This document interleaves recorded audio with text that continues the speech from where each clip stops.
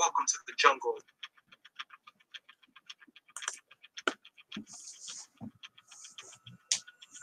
I felt like that character I was doing wasn't enough, so I kind of wanted to take it over the top, and I was really into Marvel at the time, so Deathstroke was a big inspiration on the character, obviously the mask. I'm going to call an ambulance, bud. And he's just like, is the camera still rolling? I'm like, fuck you! I think BTW getting a ring changed them in any way. Ooh. Good question. We're hooking you up to a polygraph as we speak. Sure. Be straightforward with you. Did it change VTW in a way?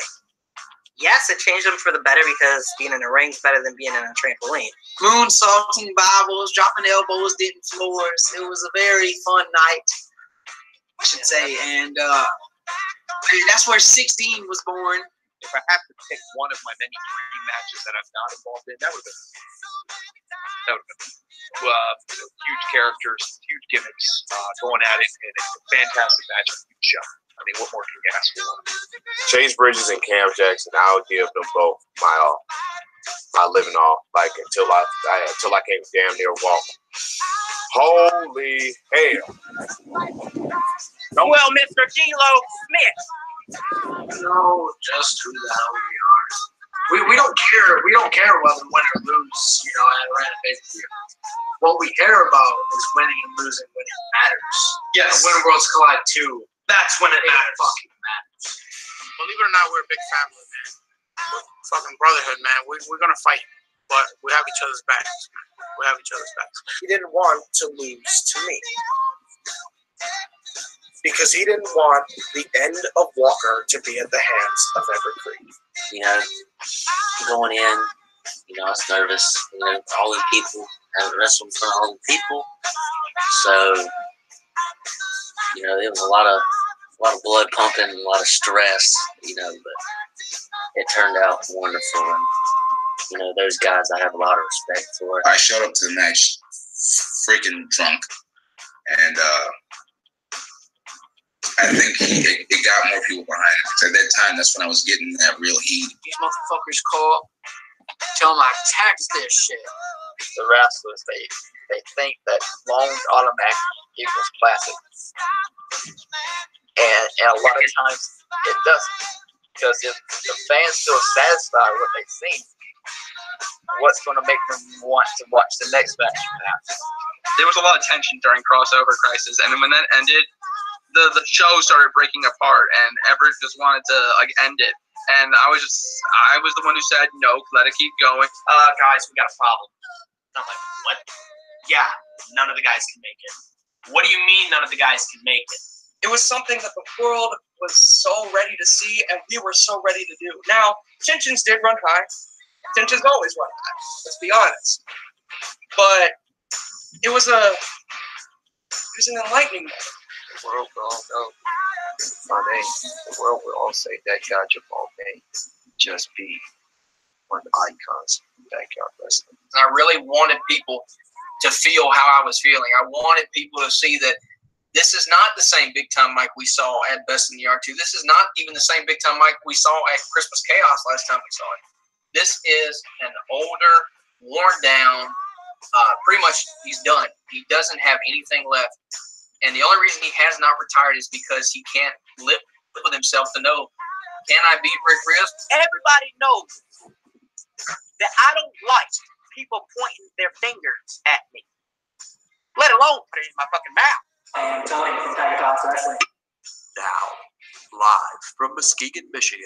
Subscribe or be infected.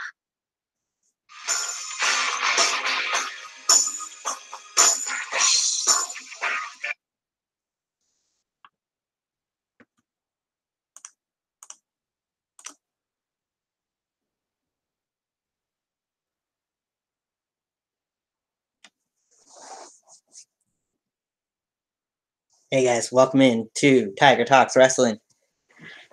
This is a special edition of Tiger Talks Wrestling. I know it's been a while since you guys have seen me on here, but here we are. As of right now, you got me. We'll see if I get anybody else to join in, but that's the plan, to get some people to join in if they get a chance to. As we are here today for our NXT Takeover New York and WrestleMania 35 prediction show. We'll get into that here in just a moment. I gotta say thank you to Mr. Awesome for that brand new intro that you guys just seen at the top of the show. Something that he was hoping he could have put together for the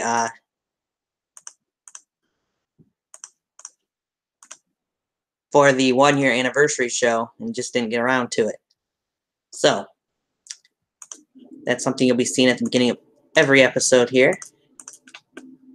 And we'll get into updates on the show eventually. But for anybody who might be watching right now, if you want to comment in the chat section, feel free to do so. Otherwise, I'm going to get started. We're going to start talking some WWE NXT Takeover New York predictions.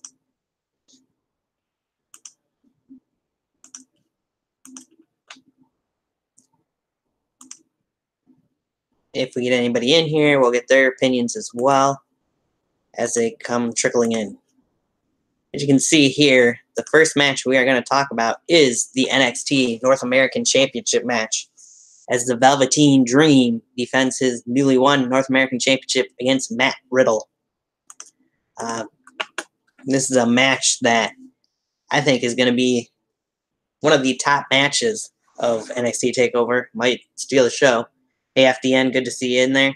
Feel free to give your predictions as we go along in the show. And anybody else who joins in the chat section. So we know Velveteen Dream just recently took the title off of the North American title, off of Johnny Gargano, Johnny Wrestling, if you will. And this is, I believe, his first title defense coming up here at NXT TakeOver New York. And Matt Riddle is... They get a ding here. Matt Riddle is undefeated, if I am certain of that, pretty certain of it, in NXT so far. I can see this one going either way. However, my prediction is that we will see a new NXT North American Champion crowned, as the Bro, I believe, is going to go over here and pick up the Duke. I think it's time for the Velveteen Dream, personally, to move on. And with the Superstar Shakeup coming up here in a couple weeks, I believe he will get the call up to the main roster. And so this is where I believe the Dream will be over as it pertains to the North American Championship reign of Velveteen Dream. Yeah, Matt Riddle, as does FDN, picking up the Duke in this one. Now we'll move along to this huge tag team match. One of 2 tag team championship matches for the challengers this weekend, as we've got Aleister Black and Ricochet, the winners of the Dusty Classic this year, facing off against the War Raiders, who have been a dominant force in NXT. They were a dominant force in Ring of Honor before they even came to NXT as War Machine. This one, I think every match pretty much on this card could steal the show at NXT TakeOver New York, to be honest with you. But this one could go either way. However, I'm going with the War Raiders retaining, because I think, again, with the Superstar Shakeup coming up, I believe that this will probably be the last time we'll see Ricochet and Aleister Black as part of the Black and Gold brand. So, after a hard-fought match, I believe the War Raiders, again, will pick up the Duke and will walk out of New York still the NXT Tag Team Champions. FDN goes the opposite way, thinks Black and Ricochet will win. So we'll see who's right on that one. The next match we'll talk a little bit about is this one here. One that I'm personally looking forward to. You got Walter, who's been a dominant force himself in NXT UK since he's debuted recently, going one-on-one with the almost 700-day reigning, defending, undisputed United Kingdom champion, Pete Dunne. Man, this one's going to be a Donnybrook, I have a feeling.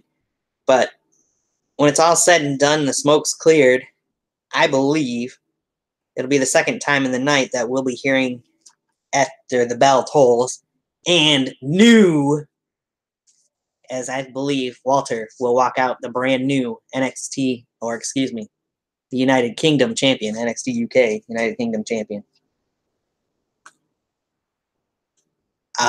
Nothing against Pete Dunne. I just think his reign's been so long that I think it's time for a change, and I believe Walter is just the man to bring that change to NXT UK.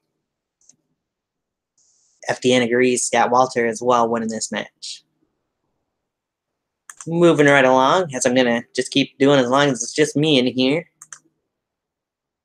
Let me double check on something here.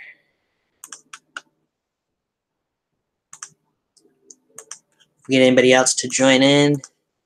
Like I said, I'll pause and let them get their predictions out as well. But otherwise, I'm just going to keep on moving so that this isn't too long of a show.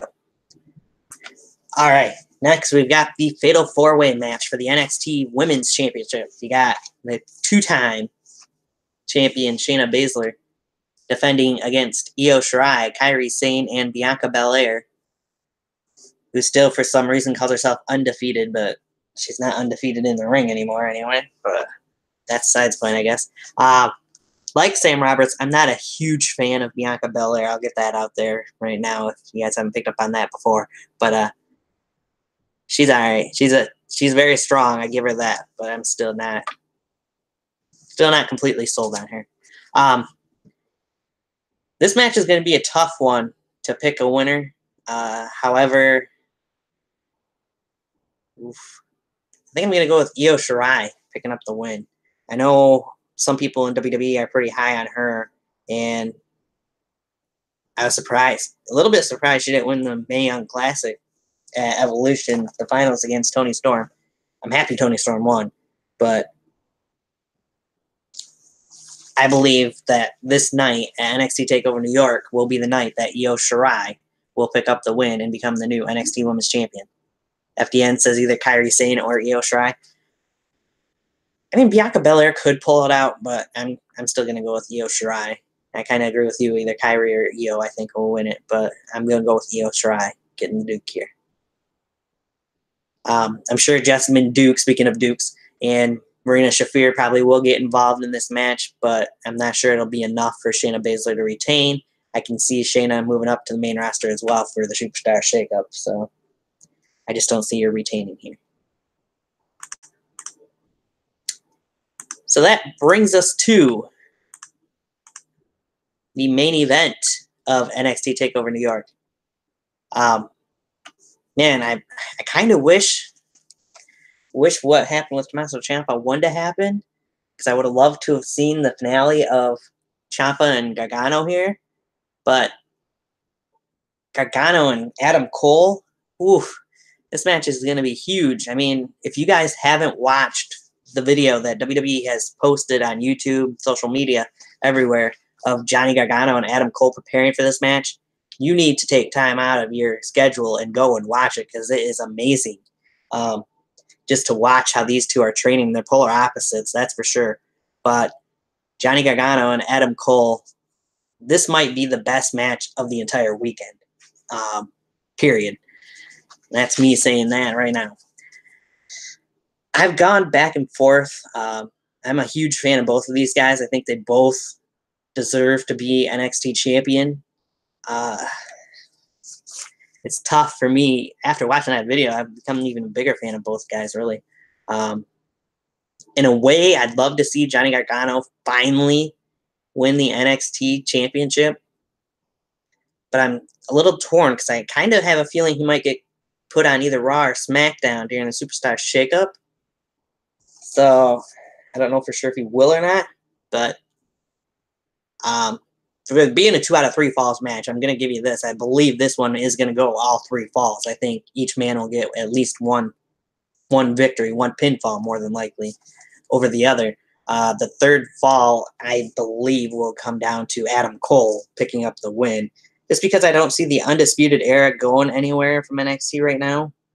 And like I said, I could see Johnny Gargano getting sent up to either Raw or SmackDown during the Superstar Shakeup. So it's tough to pick between these two guys who are great athletes, but I am going to go with Johnny losing to Adam Cole.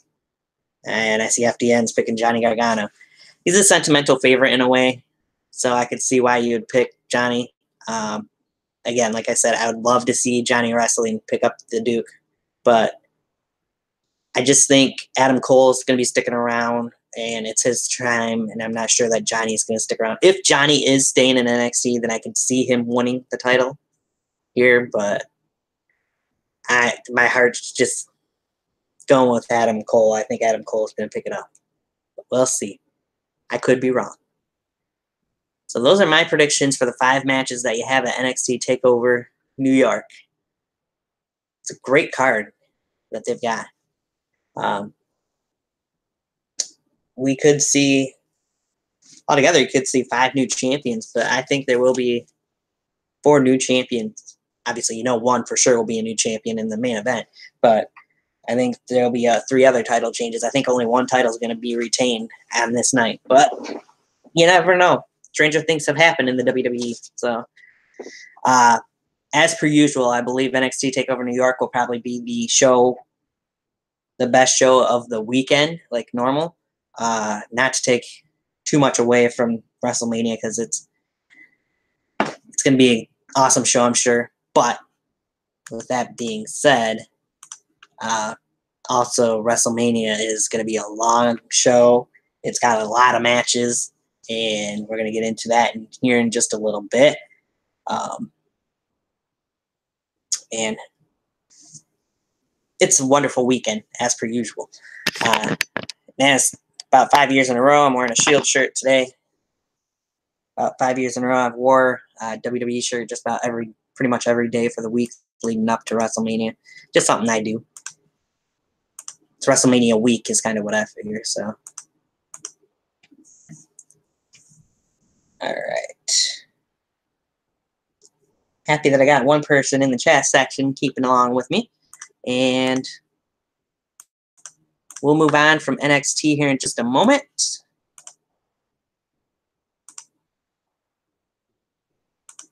Before I do that, though, I want to get some things sent out real quick. Post it up here.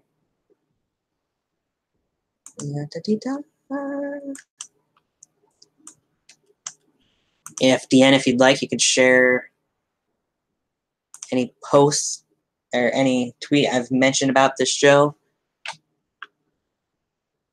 Maybe get some more people watching or involved in it. Would be a nice thing to do before I move into WrestleMania talk. If not, oh well, but still. I'm going to get a couple things posted because I know it doesn't automatically post to Twitter anymore when you go live. So I want to get things on Twitter and on Facebook here. That's why a little delay. I'm not sure when I'll be back on here with a guest. I haven't really decided that. Kind of weaning down a little bit on doing shows. I'm sure you guys have kind of noticed. On Twitter and on Facebook here. Not that it's why a little delay. That big of a deal. Not a whole lot of wrestling from any companies out there right now. There's some companies that are doing stuff on YouTube, but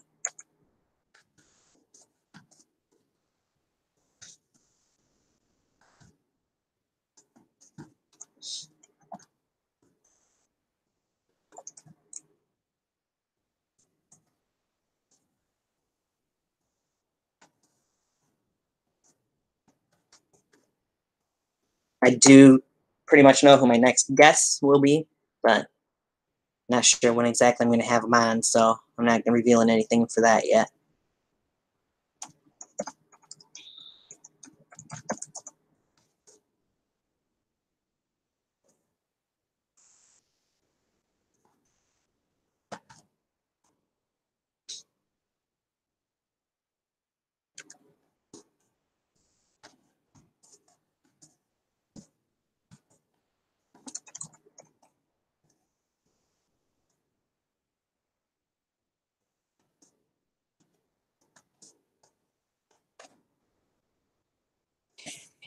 About to post to Twitter.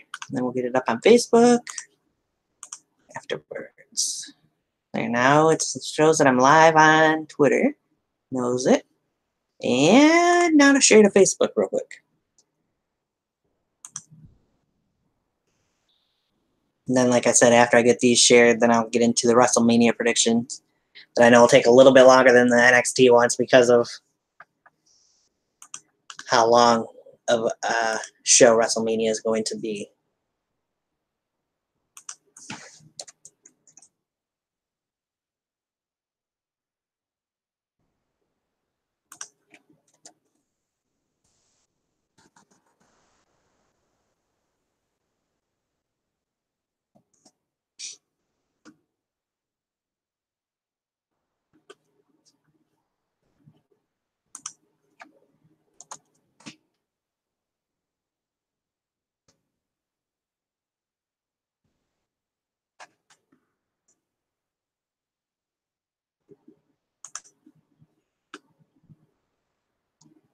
Okay.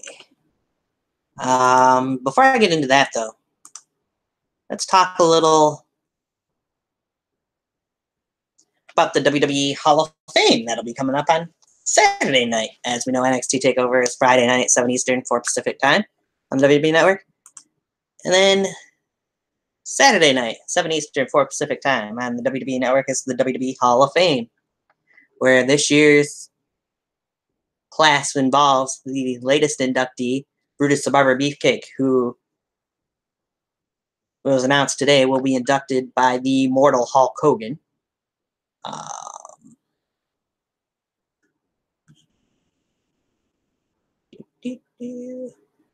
I honestly was a little surprised when I heard that Brutus the Barber Beefcake was going to be inducted into the Hall of Fame. It was somebody I wasn't really expecting to see go in, but I guess he's done enough to deserve it. And then, of course, you got the Hart Foundation, who will be entering the Hall of Fame. Bret the Hitman Hart, Jim the Anvil Neidhart. Personally, I would rather have seen the faction with Owen, Davey Boy, and Brian Pillman go in instead of the tag team, but I'm sure there's certain people that have stopped that, as we all know the situation between WWE and Owen's widow as well. But I am happy to see that the Anvil is getting a spot in the Hall of Fame. That is much deserved. And then you've got the Warrior Award recipient, Sue Aitchison, I believe is how it's pronounced. Very much deserving by the looks and by the sounds, as she's been a long-time employee in the WWE and has done a lot of work. One of the other odd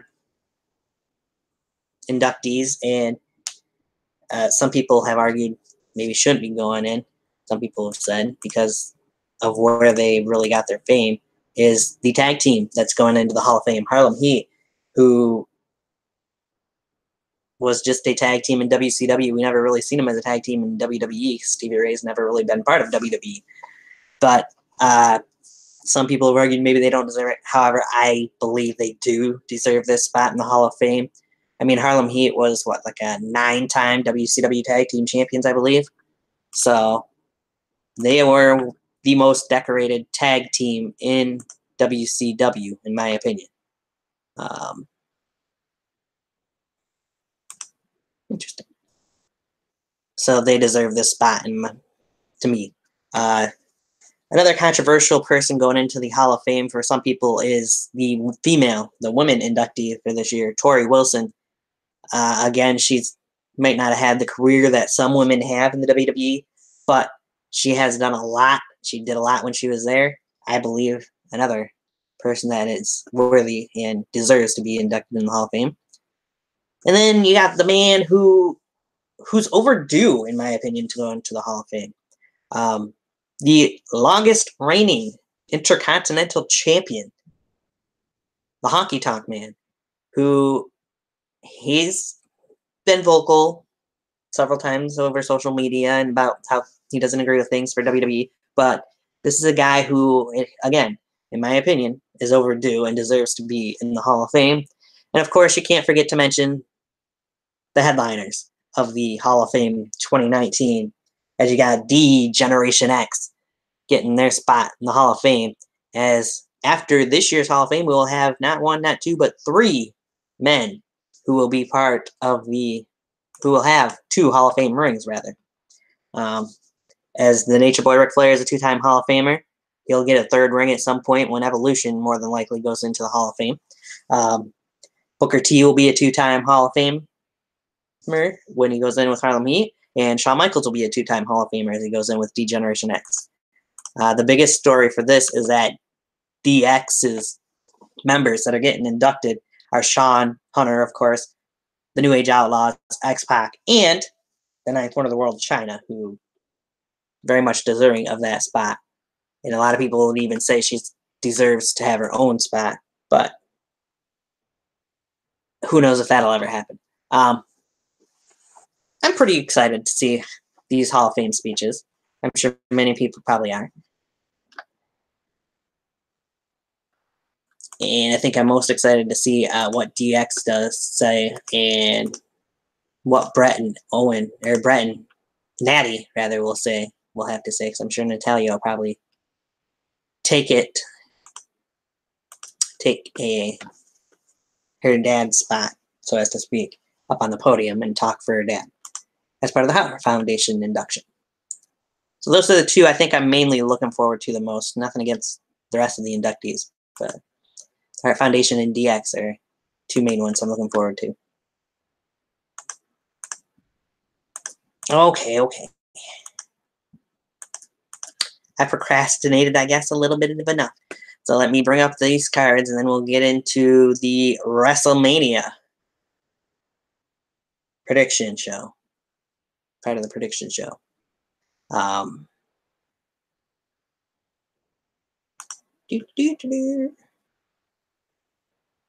You know, in a way, to me, this year hasn't really felt like a WrestleMania, road to WrestleMania as per normal. To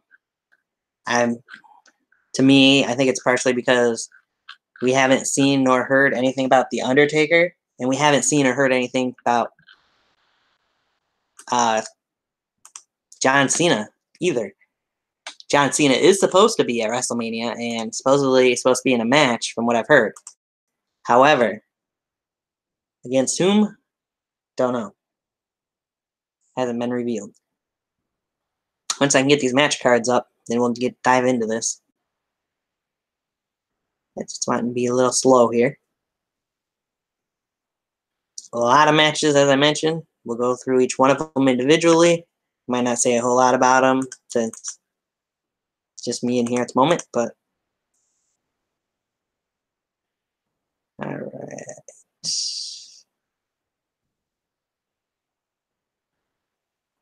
It will be interesting to see, of course, got to mention Alexa Bliss is the host of WrestleMania this year, which will be interesting to see what she does, how she does. The women got a lot of spots on WrestleMania, so it's going to be a huge night for the women of WWE.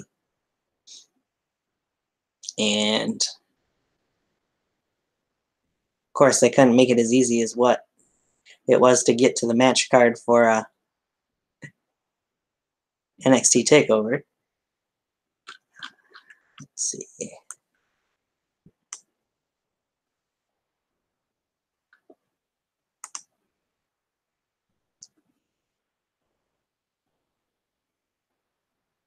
But we'll get into it here in just a moment. Hold on, guys. This is the part where you need more people in to be part of the show. Like, I had a couple people that said they wanted to be a part of it, but then they never really said, yeah, we'll jump in.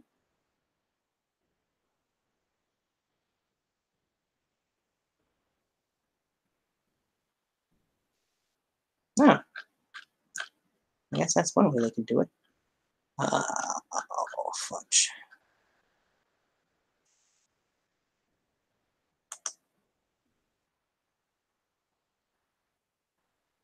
Anything you guys want to see or hope to see at WrestleMania, you can leave in the comment section there as well. As this is not loading up quite the way I wanted it to.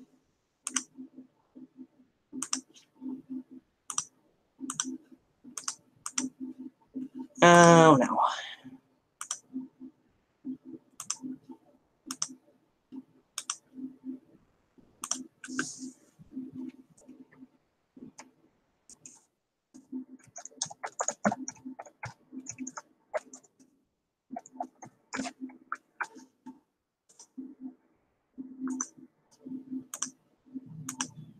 Oops. Looks like we might have somebody jumping in here in just a moment. Get his opinions on NXT Takeover before I get into the WrestleMania stuff, since I'm still having issues with what I'm trying to get loaded up here.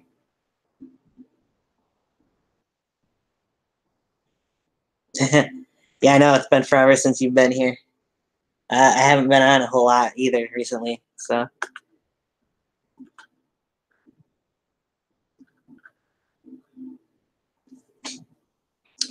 Feel free to jump in, check your Twitter messages again there, Busta Boy.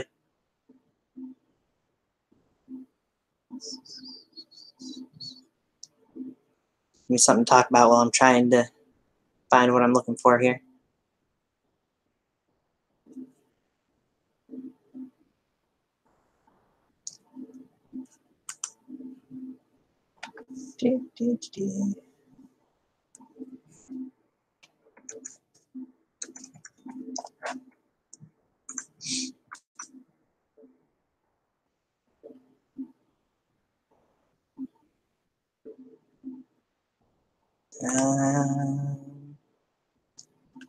Meaning a certain boss man was supposed to be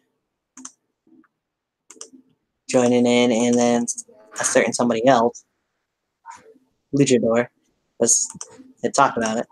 Welcome in. It's been a while since I've been here, huh? Did y'all It's been a while. You think I was dead?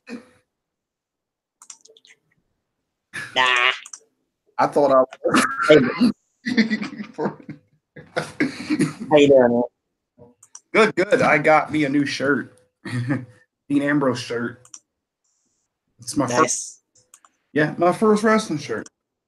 Yeah, man. Oh, really? Yep, my very first one. Wow, you would think as a wrestling fan like me would have more than just one freaking shirt. Right. But yeah, first one. Oh, that went too many. Holy crap. Someone got wanted a match. What's that? Man, seems like I missed a lot, huh? Ooh. Yeah. Well, my tail got longer. Got a tail now. Nice. Yeah. All right. So I'm trying to get something loaded up here. So I'm going to give you the matches that are taking place at NXT, since I went over that already. Oh, okay. And then just give me your predictions on that. Which, by the way, I'm very, very, very extremely pissed off at one of my friends right now. Oh, yeah?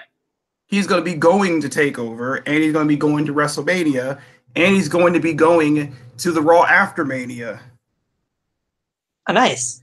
It's his first WrestleMania, too, so, and he just got home from Access, so. Man. Oh, did he? Yeah. I'm a little jealous of Everett and Navon and all those guys that I get for that money. I'm a tad bit jealous, but I'm also happy for him at the same time. Right. Same here. Dude, so lucky. Like, before I went live, I just want to tell you real quick story. My buddy got so lucky. Freaking, he met Becky Lynch, and she took her man shirt, signed it, and gave it to him. Just for no reason. Oh, sweet. That's pretty cool. Yeah, I'm like, oh, anyway, enough about that. I'm glad he's having fun over there, man. It's his first one. He deserves it. Right. But yeah. Takeover. Takeover, yes. New York. First match I mentioned was Matt Riddle going one-on-one with Velveteen Dream for the NXT North American Championship. Well, this is it's gonna be a good fight. So Takeover, Velveteen Dream is Mr. Takeover. So I think he's gonna retain. Matt Riddle will put on a good fight, good effort, but it's too soon for him to have the belt. Right now, it's way too soon. Velveteen Dream just got the push he finally got the title he deserves. I don't think he's gonna lose the title this early. So that's why I'm calling on that. All right. Whereas my pick was Matt Riddle. I don't see him getting his first loss, and I think Dream's probably going to get called up for the Superstar Shakeup, but you never know. Yeah. WWE is a weird place. Sometimes. It can be. Yeah. All right. The next match was Ricochet and Aleister Black, the Dusty Rhodes Tag Team Classic champions, going up against the NXT Tag Team champions, the War Raiders. Seeing how Aleister Black and Ricochet are pretty much on all three shows anyway, and they're going to be at WrestleMania, so I don't look for them to hold the NXT Tag Team belts, but I do look for them. I do look for the War Raiders to retain. That's just me.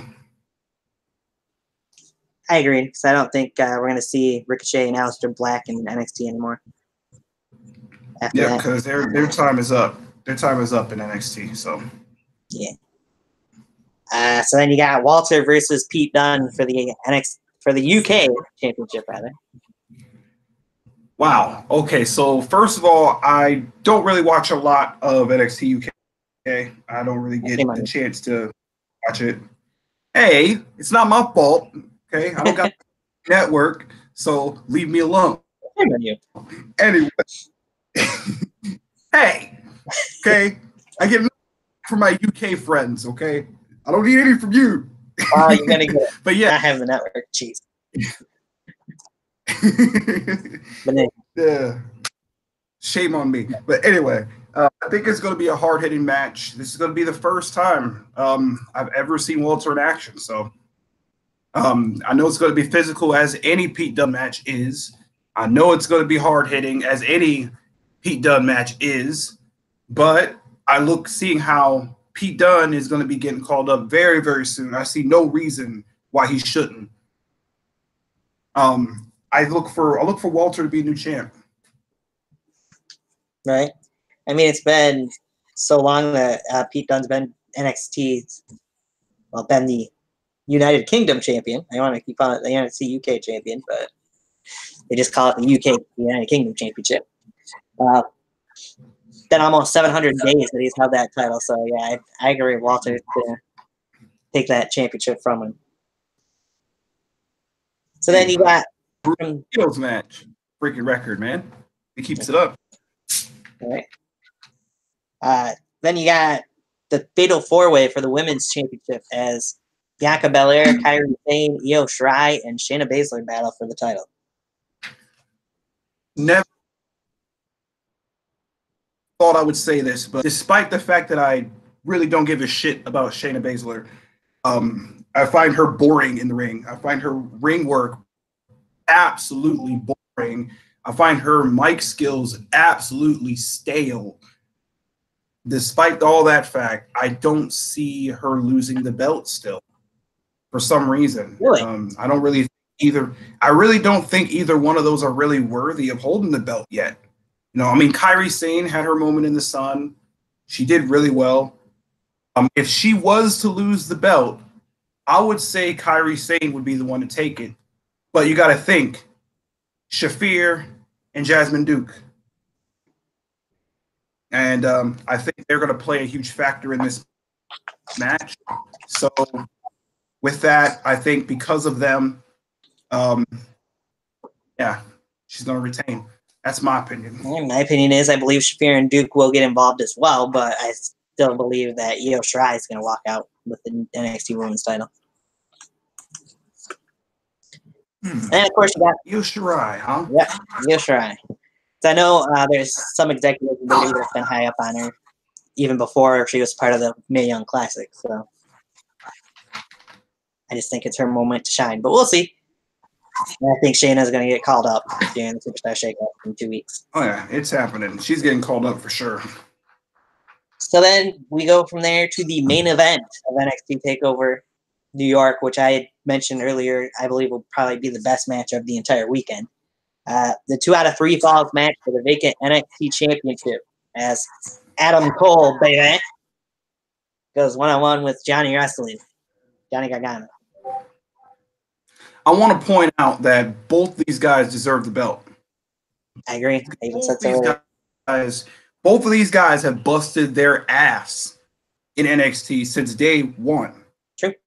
In my opinion, I think who deserves it a little more if I had to choose, it would definitely be Johnny Gargano. That's why I think it's going to come down to last fall as always. But Right. I think Johnny Gargano is going to take it. Barely though, but there will be a rematch. There will be a rematch between those two. But yeah, I think Johnny Gargano is going to take it. Yeah, it's a little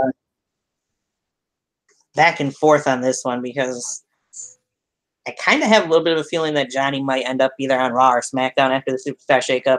If that happens, then I can definitely see Adam Cole taking it. I'm a huge fan of both these guys, first of all. But if Johnny isn't going anywhere and he stays in NXT, I could easily see him picking up the win and taking the NXT Championship for a while. And I just want to chime in real quick and say this is 100% going to be match of the year. Just saying. I'm calling it right now. Have you seen the video that WWE's posted of these two guys training that they posted yesterday? Oh, no, I didn't. I didn't see that yet. I got to check. You take time to watch that because that was incredible. I definitely have to check that out, man. Yeah. Anybody who's a fan of either one of those two guys has to make sure they check that out. Oh, yeah, for sure, man. I got to. Oh, I will be watching TakeOver, of course. How am I going to watch it with no WWE Network? Huh. My secret. Of course, you got a secret. Mm-hmm. Good that you're going to be watching it. Anything you want to say about the Hall of Fame, as I was mentioning that there for a moment? I want to point out that for the first time in a long time, we actually have a good Hall of Fame induction. All these guys deserve change. You know what I mean? All of these guys really deserve it. And I don't really see any debate of anyone that doesn't. We don't see anything stupid like Ivory, you know what I mean? Or Val Venus. Those don't say, I'm not going to take anything away from those guys. They're great athletes. But, I mean, let's be honest here. They're no British Bulldog. You know what I mean? They're no DX. No Harlem Heat. Which those guys came back. I don't know if you guys seen that match, but they came back and they wrestled again. One final match. I haven't seen the match, but I've seen like some pictures of it and had heard about it. Yeah, it was in Reality of Wrestling. Dude, that is how you do a return match, dude. That was better than any of the New Age Outlaw matches when they came back. Guarantee you that. That was a great match. I know there are some people that were saying that, well, I know at least one person was wondering why Harlem Heat's going into the WWE Hall of Fame when they've never been in WWE. But as I said earlier, they're like 9-time WCW Tag Team Champions, the most decorated tag team in WCW history. So they definitely deserve the spot. Mm-hmm. Yeah, for sure. From a WCW's perspective, yeah, I think they're definitely one of the most decorated tag teams of all time. I think they're equivalent to WWE's Mission or Hawk and Animal. I think that was WCW's Hawk and Animal. Right. Well, I might have another person joining us here in just a moment before I start the WrestleMania predictions. I know there was people who complained that said that Tori Wilson they didn't feel deserved a spot in the Hall of Fame, but I disagree with that too. I know she never held a championship in WWE or WCW, but the things that woman did for not being a wrestler, learning the trade, and I think she was a pretty decent wrestler by the time her career was over, to things that she's done outside of wrestling since then to help out. Definitely deserving of this spot. Yeah, I mean, I actually forgot about Tori Wilson being in the Hall of Fame, to be honest. Like, I really forgot that she was actually in there. Yep. I mean, but let's be honest here. Everyone was bitching about Ivory being in there too. You know what I mean? She's like, oh, she's no China. Let's accept the fact right now, China will never be in the singles Hall of Fame by herself. Yeah, probably not. Her career. Because of her career choices and the path that she has went, we already know she's never going in there by herself. But that's part of DX. She's in there now. That's what I'm happy about. Right. I'm happy she's in there. That's all I care about. So that's a win for me. The only person I would say I was a little iffy on going in this year is the last person they announced, who they announced today. Hulk Hogan will be inducting his best friend, Brutus the Barber Beefcake, into the Hall of Fame. But Oh, wow. Okay, so they actually allowed Hulk Hogan to come back. Wow. That's a shock. yeah, he was part of their last show over in. Yeah, I just drew a blank on that. Yeah. Hey, how important it is. Jason Atlas. What's up, Jason? What's going on, guys? Nothing much. Just talking about Takeover. Yeah. We're in the Hall of Fame. Takeover, the real WrestleMania. Thank you. Finally, someone agrees with me. I think everybody who's like 15 or older agrees. Yeah. Let's go. Time to see, man. I know, right, man? It's been forever. I've kind of been dead in the wrestling community. I don't know what happened. I got some cool stuff coming up pretty soon. I can't wait for that. Awesome I can't wait to see when I get time to, man. Oh my god, I've been everywhere, man. Holy crap. Actually just came back from like a long hiatus too, so mental break. Holy crap. Good to see you, Buster Boy. Good seeing you too, man. So, Holy crap. We got you here. We gotta get your predictions for Takeover, since that's the first thing we were talking about there, Jason Atlas. I'll give you my first prediction because it's the most important prediction. Velveteen Dream. Matt Riddle is not winning, bro. Well, I disagree with the both of you. I got the Bro going over with Dream going up to either Raw or SmackDown afterwards. But we'll see. No, please, no. I don't think he's ready to get buried yet. Not yet. I think he's going to get buried. I think no matter what show you put him on, there's no way he can't succeed. The problem is NXT is going to suck without him, man. Like, he's like their last big shining star. I mean, got Adam Cole, and he's been waiting longer than all these guys that went in front of him. They just skipped the line. But Velvet Dream is there. He's their diamond in the rough. I think he's been the most underrated wrestler of all time in NXT or WWE in general. The new underrated wrestler right now is that Doshik guy. That guy's fucking amazing. Long Dominic. Yeah. I still him and used to watch him back in Ring of Honor. I've been impressed with him since then. So he can do a lot of things for a big guy that most big guys can't. I can't back. Now moving on from that one, who you got between Black and Ricochet versus the War Raiders? It's weird right now because they got a shot. First, they got a shot at the Raw tag title.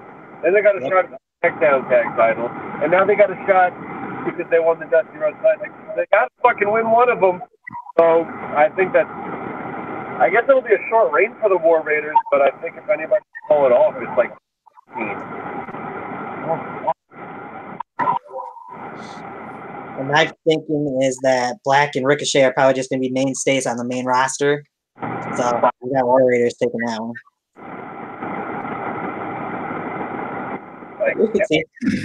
They're going to lose all 3 tag title shots? That sucks. Yeah, we'll have to wait and see. They could take the SmackDown tag titles. You never know. Kevin Owens debuted on Raw with the NXT Championship, so you never know. That's true. That's true. True that. Then we'll move on from that to the United Kingdom Championship match. Who you got between Walter and Pete Dunne? Yeah. Oh my, that's the match. I can't wait for that. That's a hard one because he's been the champion for all this time. Don't get me. I love Pete Dunne. He's awesome. So he doesn't defend his title that much. That's true. And the guys pretty good. They put on an amazing show, and I think that goes to Pete Dunne's credit, especially the last one with the Gallus. I can't remember his name. Copy. But Walter might be the guy. So I'm going to call Walter. That's what all three of us are with. Walter. This guy over here, though, that happened to mention that he's doesn't have the WWE Network and hasn't watched an episode of NXT UK, so it'll be his first time seeing Walter.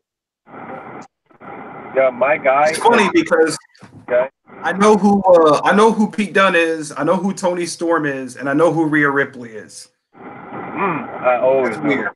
who Rhea Ripley is. Dude, Rhea, I'm telling you, she's gonna be champion one day, and when she becomes champion, She's in her own, and then Tony Storm fucking jacked it. I'm a big Tony Storm fan, so you won't hear me say anything bad about Tony. So Yeah, he doesn't even know that the UK women's title exists yet. maybe not. maybe. So that happened. But yeah, back to that. I honestly wish that Pete Dunne was facing the Irish 8. That's my favorite wrestler in the UK. Yeah. I love Jordan Devlin. He has been amazing, that's for sure. So. Moving back into takeover predictions here, real quick. Fatal four-way match for the women's title. Who you got? Bianca Belair, Kairi Sane, Shayna Baszler. I'm on my own against the wall. Bianca is my bitch. So you got three different answers from three different guys here. Like, I'm just gonna tell you right now. I think Io Shirai and Kairi Sane are the same person, just one of them cloned. When I get back from my piss break, I know it better be over. So no, but I just don't find. I really find Baszler interesting as a champ for some reason. I just don't find her interesting overall. Like, her mic skills are just boring. You know, she has no charisma, and the only thing she has going for her is a wrestling ability.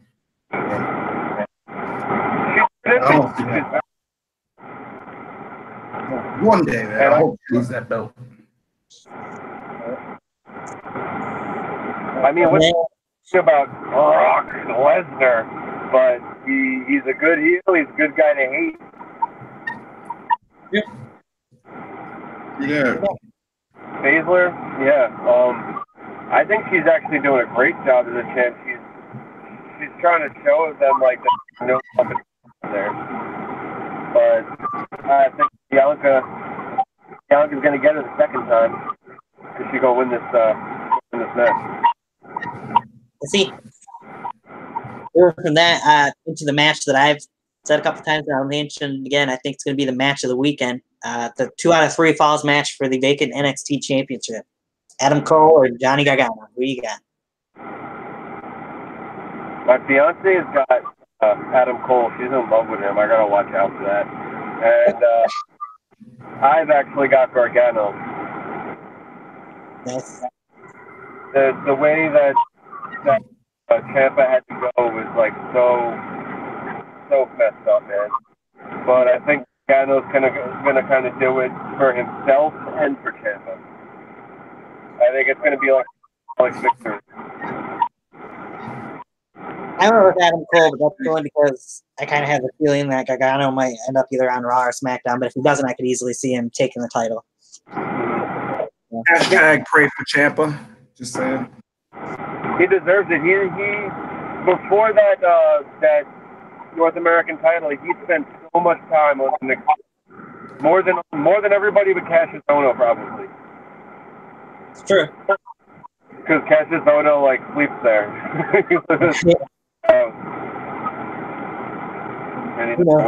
Cassius Ohno. I mean, it's weird how much time he spent in NXT and never been on the main roster at all. But yeah. Now he's on NXT UK now, which is so weird. Yeah. Really weird. It's not his place. It's not.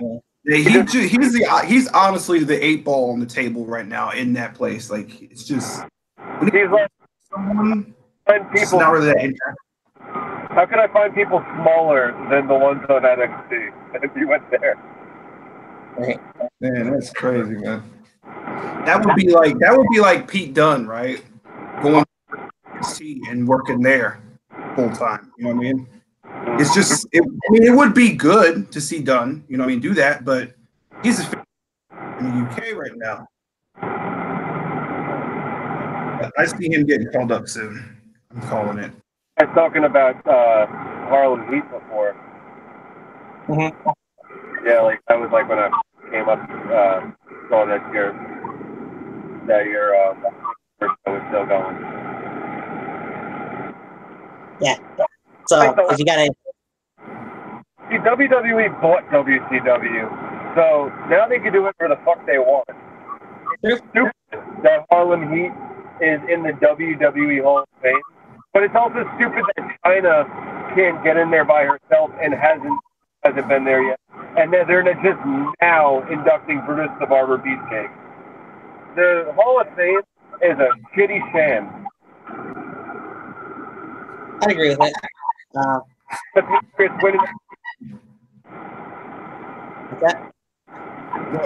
The Hall of Fame is very, very bipolar. Like, I 100% was against a lot of the inductees last year.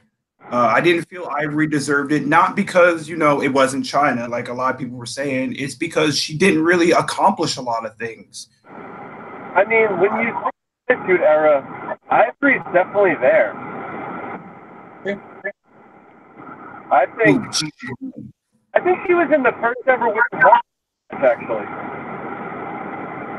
And I don't really think she was that impactful like Trish Stratus or Lita or Molly Holly or the big names. But all those women were still shaking their tits and ass when Ivory was probably one of the first women to try to change stuff, to try to make. All she wanted to do was that she proved that she was a good wrestler and that she could hang with everybody else and that she was just as important. And she doesn't just need to be hit an ass to be taken seriously as a wrestler. And if anything, she's got a pioneer for what is now. I think Right. Ivory. True there.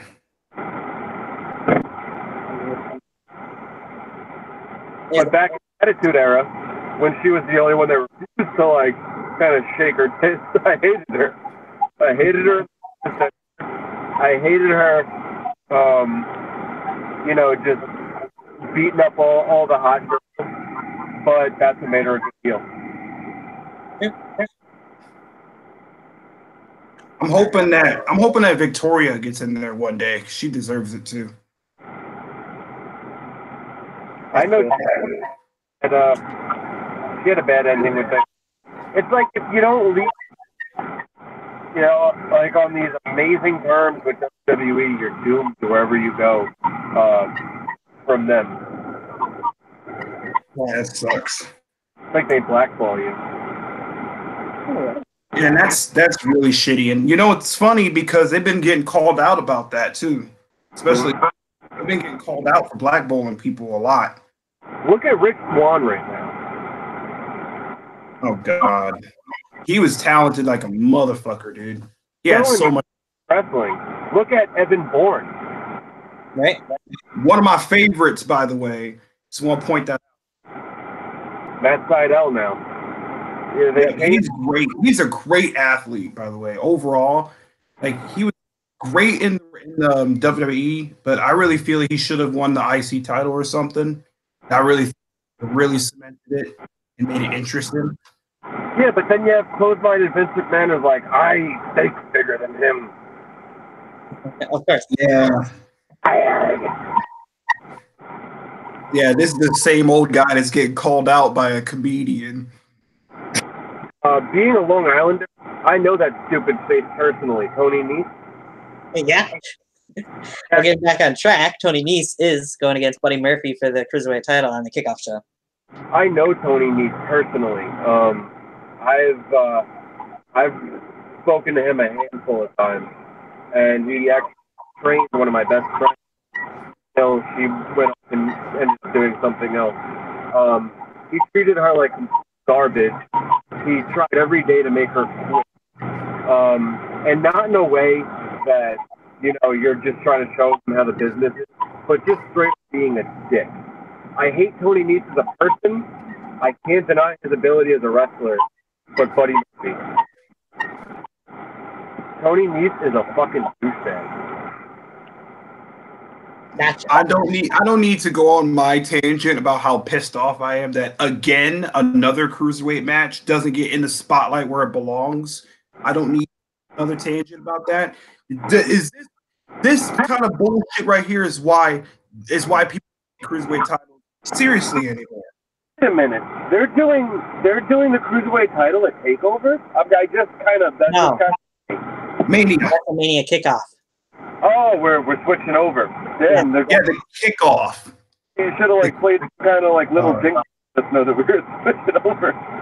I'm not going to comment on that, but I'm just going to give my prediction and move on. I'm going to say Murphy, despite the fact that I cannot stand that it's on the pre-show again. I got to get the crowd. That is all. Buddy Murphy. That's how. So, does everybody say Buddy Murphy, or do we have a Tony Nese guy in the building? Yeah, I said Murphy. He's really good champ. I kind of was thinking that I would take the cruiserweight title away from Murphy, but after seeing 205 Live this last week and seeing him get the better of Buddy, I don't think I'm going to take it at WrestleMania. That always kind of meant you could predict it, but after a while, things started making it more unpredictable. Where you saw Seth Rollins get the better of Brock Lesnar. I could still see Seth Rollins winning. Better. Oh my God, yeah. But I'd rather and Seth is my favorite WWE superstar. So for me to say that, Kofi really took my. He got me, man. He hit me right in the fucking field. So yes, we're all going with Buddy Murphy on this one, by the sounds. So. I hate the fact that they keep putting that shit on the pre-show. That deserves better, man. It does. I'm perplexed. I'm really perplexed. Do you want the cruiserweight division to succeed or do you not, Vince? I'm really perplexed. You keep saying how you want the cruiserweight title to be taken seriously, yet you keep doing this.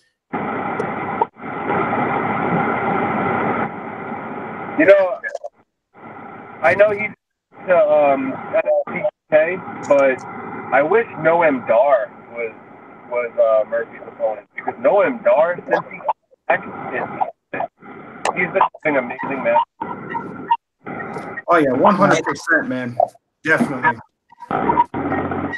Noam Dar and what's his name for a better 205 Live?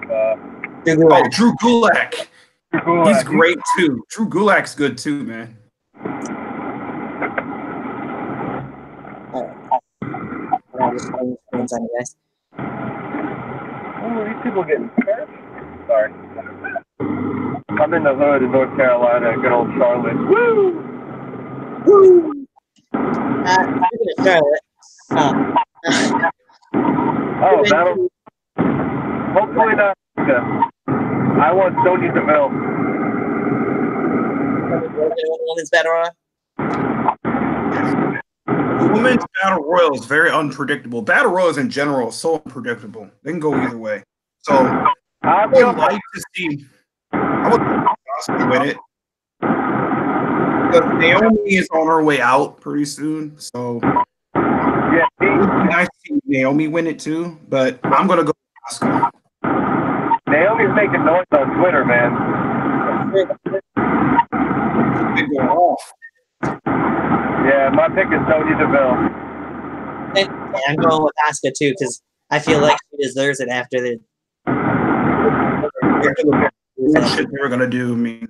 I love lesbians. Oh, for our SmackDown Women's Champion, because all the focus is on Raw. So let's just Charlotte.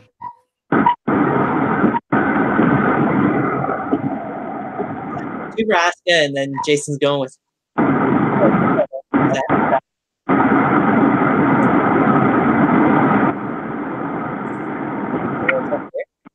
And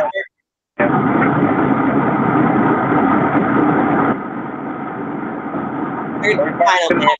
Versus the Big Show. Ain't catch any of that. Andre versus Becky Lynch. That'd be enough. For $1 million.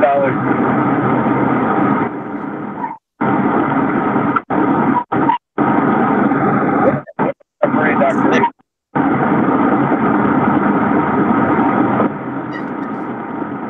So then you got the Andre the Giant Memorial Battle Royal.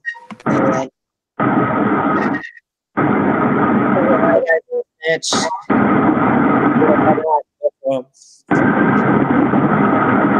I think it's looking like Apollo Crews is going to get that meaningless victory. Alrighty. Yeah, Cruz. Who do you think is going to take it, Busboy? I don't know. It's tough to call here. Hold on. It's what? It's really tough to call. Hold on. It's really hard to call, man. It's too hard to call. So I'm gonna say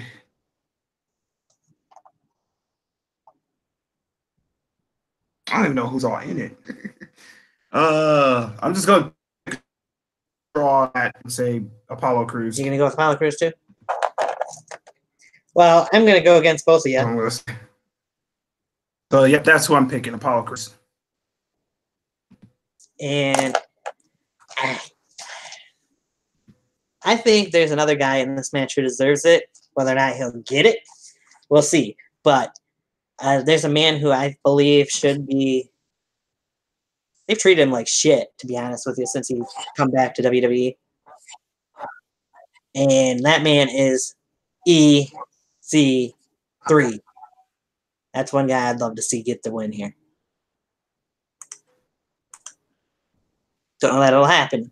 That's who I'd love to see take the victory. Oh God. Yeah, that's someone that should have never came back to WWE. Well, that was his big mistake. He should have came back and yeah, that's his big. I disagree. I think he deserved to come back. It's just they haven't treated him right since he did come back. Biggest mistake EC3 was coming back. Yeah, which reminded him why he left in the first. I don't know if it's just my screen or not, but Jason was doing it, and you're kind of breaking up now too there, Busboy. All right, so am I now? You were. Yeah, it's kind of been all over the place. Yeah. Seems to be a little bit better now. We'll see. Find the next match here in a moment. Those are the 3 matches for the kickoff.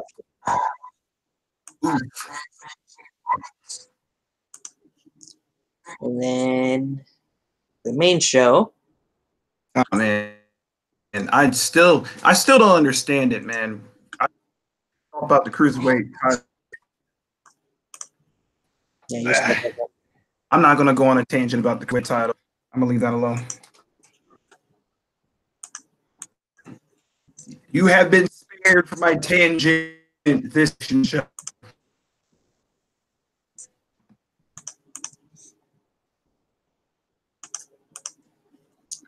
All right. Now I think I found the next match to talk about.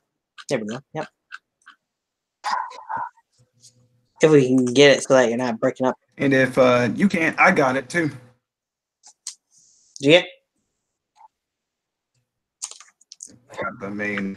Yep, I got the whole show right here.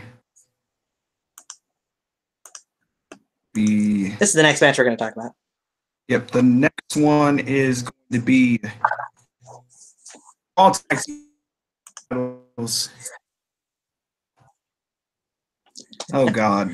They're all tag titles. Dear me. Poor revival. Poor revival. Poor revival indeed. The reason I say poor revival indeed is because they're in the shadows of New York City, and I believe this is the place where Kurt Hawkins' defeated streak, losing streak, will come to an end. Because I think Hawkins and Ryder are picking up the Duke here and winning the Raw Tag Team titles.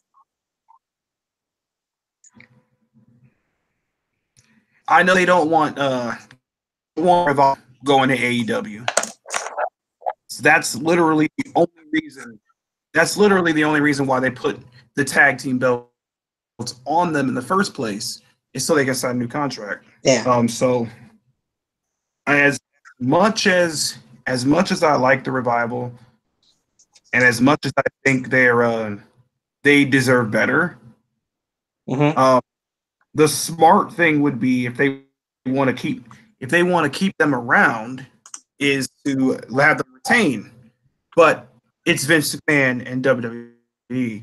They're going to do something stupid, and they're going to give it to Hawkins and Ryder. Yeah, Hawkins and Ryder as well. The freaking jobbers of WWE. I don't know if Jason's still with us or not. I know he's muted there, but hey, Who knows? That's an interesting guy that we've got in the comment section. We're joined by a BYW legend, Cage. Got EC3 going over in the Andre the Giant Memorial Battle Royal as well.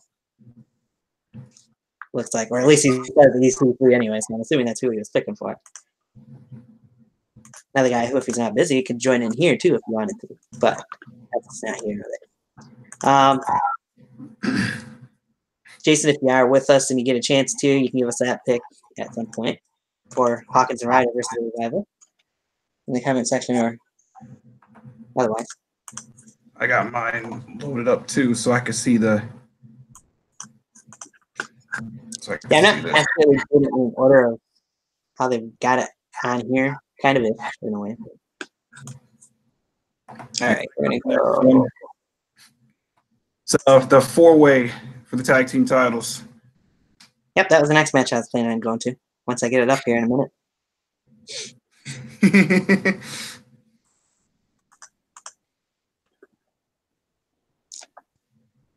All right. I want to know who you guys got in Hawkins and Ryder versus the Revival as well. That a couple people that got in there. Oh man, that went too far. That's why I say the next match after the tag team match, the tag team titles match. I give it a big fat yawn. I don't know which match that is yet, but we'll get into it here in a moment. Okay, where was the after? There it is. They made it so easy to find the match card for the NXT Takeover event, but not for this WrestleMania event. Is it funny that last year's WrestleMania was outsold by Takeover faster last year? I mean, it's not really. It's kind of understandable, I guess, in a way. But they had all the talent too last year. Yeah, they should definitely have some people go back. You know what I mean? Like Sami Zayn, he should go back. Ooh. Yeah, I'd love to. Tyler Breeze. Yeah, Breezango should go back to NXT. That'd be really deserved. They can feud for a while with that. Okay. Once it loads there we go. There's the tag team match we were getting ready to talk about. The match that just got presented or got announced on SmackDown this past Tuesday, as the Usos, who have apparently signed a new multi-year contract with the WWE, defend the SmackDown Live tag team titles against The Bar, Rusev and Usos to AEW confirmed. Back and Ricochet. What's that? Hey, can you hear me, guys? Yeah, we got you, Jason. Cool. Yeah. So who'd you have for Hawkins and Ryder versus the Revival before I get into the prediction for this one? I didn't even know that was happening, so... It just got announced today. Confirmed today. That explains it. Yo, I got Hawkins and Ryder to break their fucking streak at the grandest stage of them all. Same here. Dear Revival. Let's have a moment of silence for the Revival one final time. The Revival is AEW. They're going to AEW for sure. Absolutely. They want to go where they're appreciated for their wrestling. Mm-hmm. No flips, just fists. FDN, good to see you back. Yeah. So, Yo, the Ascension should go back to NXT. Who? The Ascension. Oh, yes. Yeah, they should. Them and They Tyler were Breeze so and huge Sami there. Zayn. They were so dominant, and now they're like the second. They're like LOD with Heidenreich. Right? Like nobody cares. They're a joke now, and it's like so sad because they were awesome. They were too in NXT. There's more to the Shockmaster than the Ascension. That's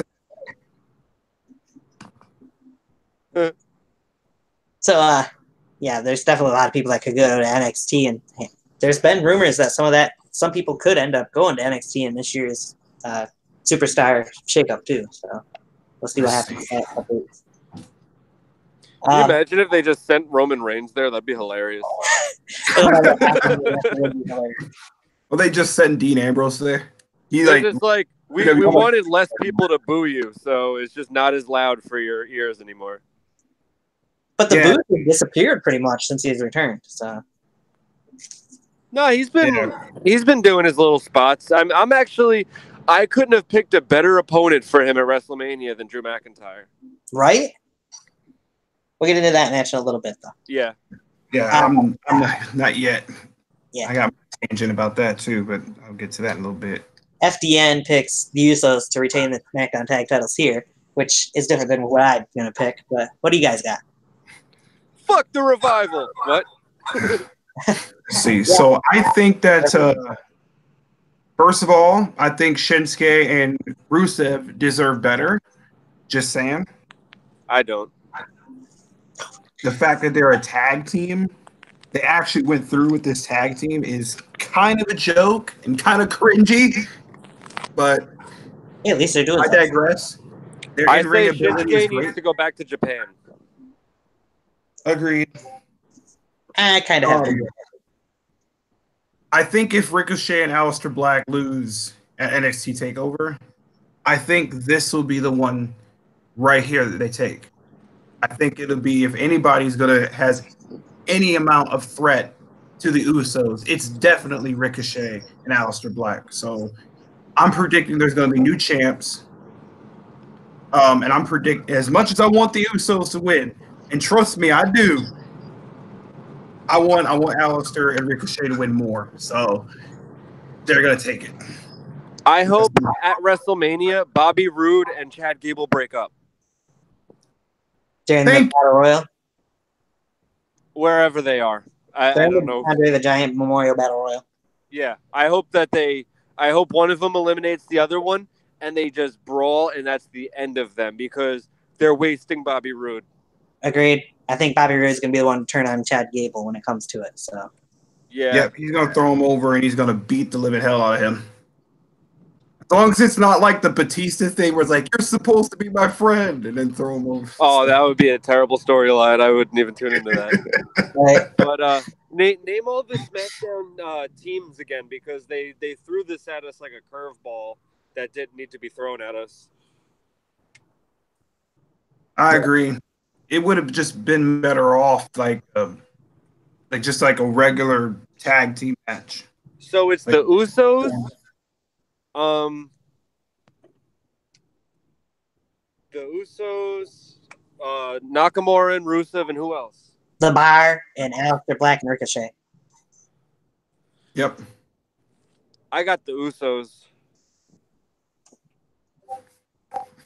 Right. So first of all, let me say this. Random, this match is very much so. And two, before I get into that, where the hell did they get off putting the Hardy Boys in the Andre the Giant Memorial Battle Royal? Thank you.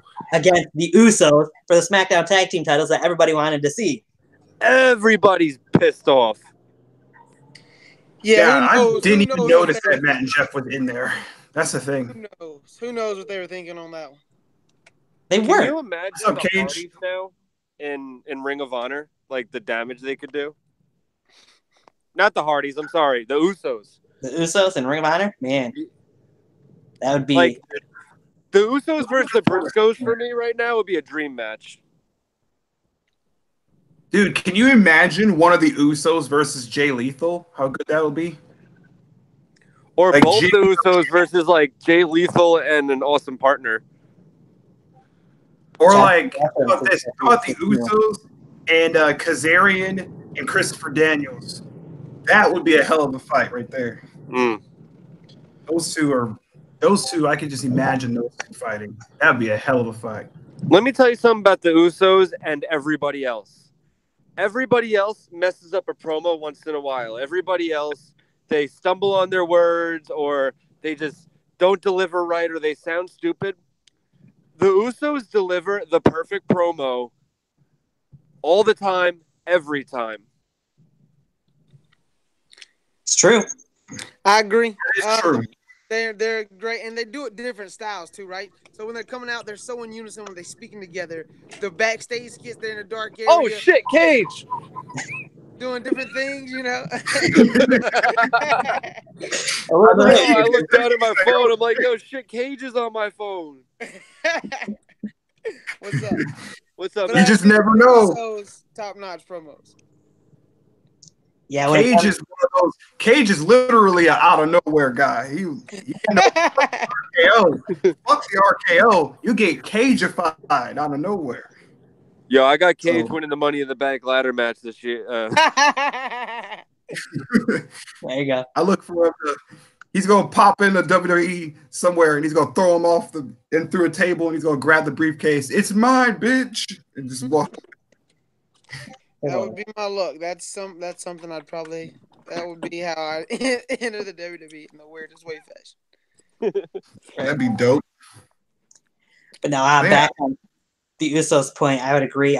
In my opinion, they are the greatest promo-wise and in-ring, really, tag team in the WWE, in my opinion, right now. Yeah, I had a buddy of mine say they were getting stale, and I wanted to super kick him in the face. I was like, yeah, really? You're ridiculous. Well, there was a point in their career when they were faces, they were getting stale, but then back at the face paint, teaming with Roman Reigns, they had to do something to switch it up. They turned heel, revealed this new promo style. People realized they were all awesome, and they were like, "Hey, we need to turn them back face." Dude, that African American Ultimate Warrior tag team wasn't working. Yeah. Since they did the whole "Welcome to the Uso Penitentiary" thing. I'm like, dude, this is just the repackaging that they needed, man. They needed this bad because this saved their career in the WWE, in my opinion. And they've been on fire ever since. Yeah, it was out of nowhere when they beat Shayna and Miz for the titles, but I was very happy that they did. I wish they were fighting I wish both tag team titles had a little bit more story built into the Mania match. I don't know if Alistair and Ricochet are going to win the NXT tag team titles. If they don't, I'd assume they win here. If they win the NXT title, I think like this whole Shane and Miz thing, like nobody was invested in the beginning, but like now I'm more invested than half the matches. Dude, the Miz has been really believable as a face. I didn't think he could pull it off. Let me tell you something about The Miz as a face and that tag team match. That tag team match was amazing. That was the first time. I don't know if I missed anything, if I missed a Velocity or a Sunday Night Heat or some shit, you know? But I never seen The Miz springboard before. Yeah, no, I don't think I have either. That match was dope. It was. That was a really good match. I enjoyed it a lot. And I'm looking forward to seeing what The Miz is going to do. I'm looking forward to seeing what he's going to do as a face because I'm actually, for the first time since he's turned face, I'm invested in what he's going to do next. I'm actually really invested. Well, we'll get more into that match in a couple minutes. And here comes the cringiest match on the card. The snooze match. I kind of. Nobody thinks that Corbin's fighting Angle, right? Nobody. Cena's coming out. Cena's gonna F you. So this is the big giant. This is still a joke to us, though. It's still a joke. It's not. They're This trolling match us is still. not happening. This match. There's no way in hell this match happened. Cena was filming a movie. He could not come to Raw and SmackDown to promote this match. I'm with Cage. This match is gonna be Cena. This has got to be Cena. Now there's talk of Lars Sullivan also debuting to fight that because that was his original plan. I would see him winning the DeAndre maybe, but Cena's got to be in this spot like this. You Lars don't Sullivan waste a singles match like this. Even with some mental issues or something. Y'all hear about that? Yeah, but he's back now, and he's in New York for the Mania right now. So who knows what he's gonna do? This will be if they do follow through this match. This will be worse than WrestleMania 9 combined. Everything that ever happened in WrestleMania 9, because I'm not under the impression that Angle can still put on an amazing match. Now Angle has the nostalgia and enough to. He's been doing enough in these matches where I'm like, it's good to see Kurt wrestle again, absolutely. But everybody just wants a feel good moment for his final match, and I'm sorry, Baron Corbin was just not that. Nah, he's not. I think if Cena's the ringleader for this, and they just pull out some like old school spots, and they just make it really like, what's the word I'm looking for? If they just make it symbolic to like when they first started and stuff like that. I like, think maybe Cena comes out with the Ruck Fools, like, you know, Dr. of Thugonomics thing, and you know, if they do some stuff to bring it back, they could really save this match. I think personally, I think Kurt Angle deserves better. He's like the WWE's Kurt Angle has always been one of those that the fans never slept on him. You know what I mean? It's not our fault. The superstars never slept on it. The higher ups has always slept on him. Like, it's never good enough for the higher ups. There's no going back for this. If they follow through with this match, this will be by far the worst match in WrestleMania history. I agree with Cage so much. Like, I will not give up hope on that last minute change of what everybody wants to see until we actually see Kurt Angle and Baron Corbin standing in the ring and the bell rings. I'm with the guys too. I don't have faith in that many things, but I have faith in that. Yeah, I mean, nobody wants to see this again. This is Kurt's final match, the last one, the coup de grace, the end from the WWE. Yeah, and I think Cena's going to put him over too. So there's two things there. One, I've heard the rumor, read on different sites that this match is taking place, Kurt Angle and Baron Corbin, period. Two, I also seen on one site, which I would love to see this happen, this match take place, Kurt Angle goes over quick with a tap out, and then issues another challenge for one other person to come out, which we know who that would lead to. Mm-hmm. Being John Cena. You know, a good spot for Lars Sullivan would be to clear out the entire Andre the Giant Battle Royal. What an impact. That would be huge impact for him. Like, it would be awesome, like, if the winner comes in, right? And then you know how they do that shit he throws where, like, he throws the winner over and he's actually the winner. I think, you know how they skip most people's entrances and then there's like 3 more entrances or something like that? Yeah. Well, what if they skip everybody's entrance and everybody's already in the ring and then you hear Lars that crazy ding, ding, ding, ding, and that little scream, and there you see him in that silhouette. That'd be an awesome moment, really, in WrestleMania history. That'd be great. Why don't they let me book anything?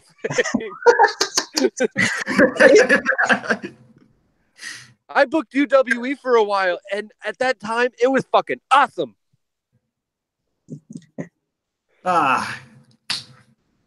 You know who came up with the idea for that Quest for the Chest ladder match?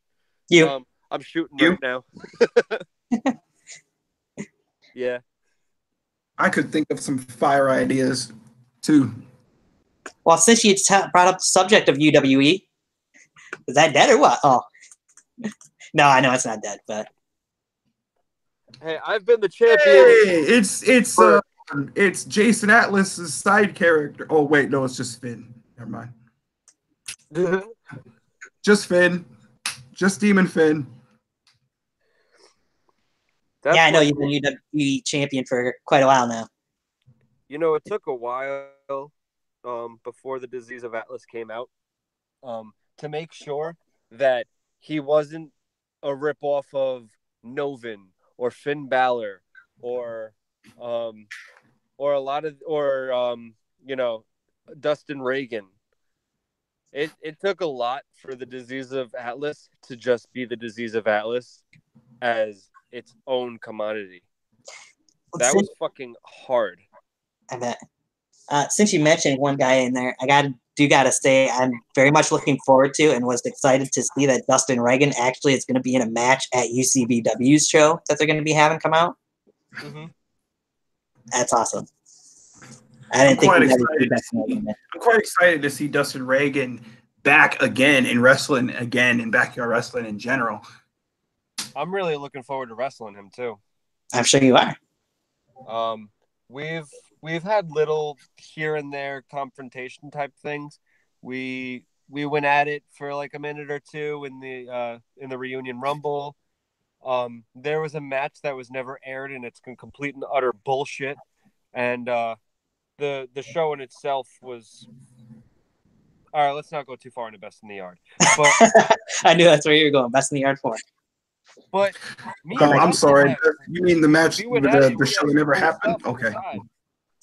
You know, we had a nice little monstrous brawl, and it'll never be seen. And that kind of shit pisses me off because my first ever match in UWE was against Revan, and there was like nobody there, and we tore it down. And again, never seen. But me and Revan put on a freaking clinic. Yeah. I hate those matches that nobody will ever know about. Of course. But answer your question. Sorry. You're good. UWE is not dead. UWE is hibernating. It ate a bunch of KFC and it took a long nap for the winter. Gotcha. UWE will be back. I would say early summer. Good enough. So a few months. Look forward to the Disease defending his championship successfully multiple times until I die. Thank you. You're saying you're going to be UWE champion forever. Gotcha. Forever and ever. Or undisputed. Okay, Daniel. Undisputed. Not planet champion. UWE World Heavyweight Champion. You know what? You talk about not being a planet champion like it's a bad thing. Yo, you know what? If anything, if Jason Atlas, babyface, wanted to branch off of that last name Atlas and actually had the idea of one time calling himself the planet champion, that might have been an idea that Daniel Bryan somehow Jedi mind trick stole. Hey, I have a better idea. You can call yourself something better than the planet champion. You can call yourself the chaotic champion. That's a thing. Yep. But anywho. Who do we got between Demon Finn Balor and Bobby Lashley for the Intercontinental Championship? It's a no. The only one that we can ever have, and that's no. Oh wait, not no, but never mind. Damn, I got the wrong thing. I wish Samoa Joe never. There we go. Demon Balor. There we go. I'm again just messing around, but yeah, Demon Finn's gonna win it, dude. I don't feel like I have to give my answer. You know, Demon Balor. Yeah, because the tongue is deadly. You know, you know. Yo, that was funny. That if they watch Tiger Talks Wrestling, shout out to Still Real to Us for making the greatest memes on every social media platform right now. They are top notch. Please tell me you guys follow the Still Real to Us memes. Yeah. I might have to. That was funny. That was almost as funny as the "Get Me What I Want" memes. Oh my God! Give me what I want, what I really, really want. I give you what you want, what you really, really want. Or the random haws out of nowhere. There's somebody puts huh out of nowhere. I don't know if that happens to you or not. Huh? Yeah. He was here and gone. We'll see if he comes back or not. If he does, then we'll get his pick for that match. Gunshot and FDN both picked Demon Balor as well. What match was So let's move on to a match that may or may not happen. Oh, because of Rey Mysterio's injury. Yep. Mm-hmm. Due to Rey Mysterio's ankle injury, this match is up in the air at the moment. But hopefully he'll be fine, and we'll have Rey Mysterio for the US title. Everything, Baron. Thanks. Yeah, right. Well, that title has been changing hands like underwear. So I wouldn't be surprised if Rey Mysterio wins it, even though Samoa Joe just won it. But I'm going to go with who I want because I want Joe to retain and get a longer championship reign. But I love Rey Mysterio. He needs to go back to the pleather pants. I hate him in tights. Oh, yeah. To be honest, random thing, but it bothers me. In 2K19, I had to change his attire because I'm like, no, I don't want it. To be honest, I think that the title is right where it belongs for a while. Yeah, I think Samoa Joe for a while. I think they should give him his moment after being buried for what? 2 years? 2,000 years. He's been in the WWE now, what, 3 years? Something like that. He's been buried since NXT. How about that? Yeah, we'll say he's been buried since day one-ish. But yeah, I think he's gonna hold the title. I think he's gonna beat whoever it is, even if it's not Rey. So here's my thing with this. I love that they put the title on Joe. I would love to see a longer reign for him. However, I do know how much Vince has been gung-ho about having Grand Slam champions, and especially doing it at WrestleMania. So I'm going to pick Rey Mysterio coming Grand Slam champion and winning the U.S. title here. Hey, he could retire even more accomplished, adding that last little notch to his belt. So if this match does happen, though, as well, one person to look out for is if you've seen the promos on SmackDown, Rey's son Dominic is supposed to be front row. So I would assume Samoa Joe is going to get in his face at least at some point. Yeah, he is. They're totally going to do that spot. And they did some stuff in Impact, if anybody saw that, with Dominic. Did they? I didn't watch Impact. Now that he's been grown up. Okay. I know they did some stuff with Hector, but I didn't know they did anything with Dominic. Who's Hector, your plumber? Hector Guerrero was referring to. Yeah.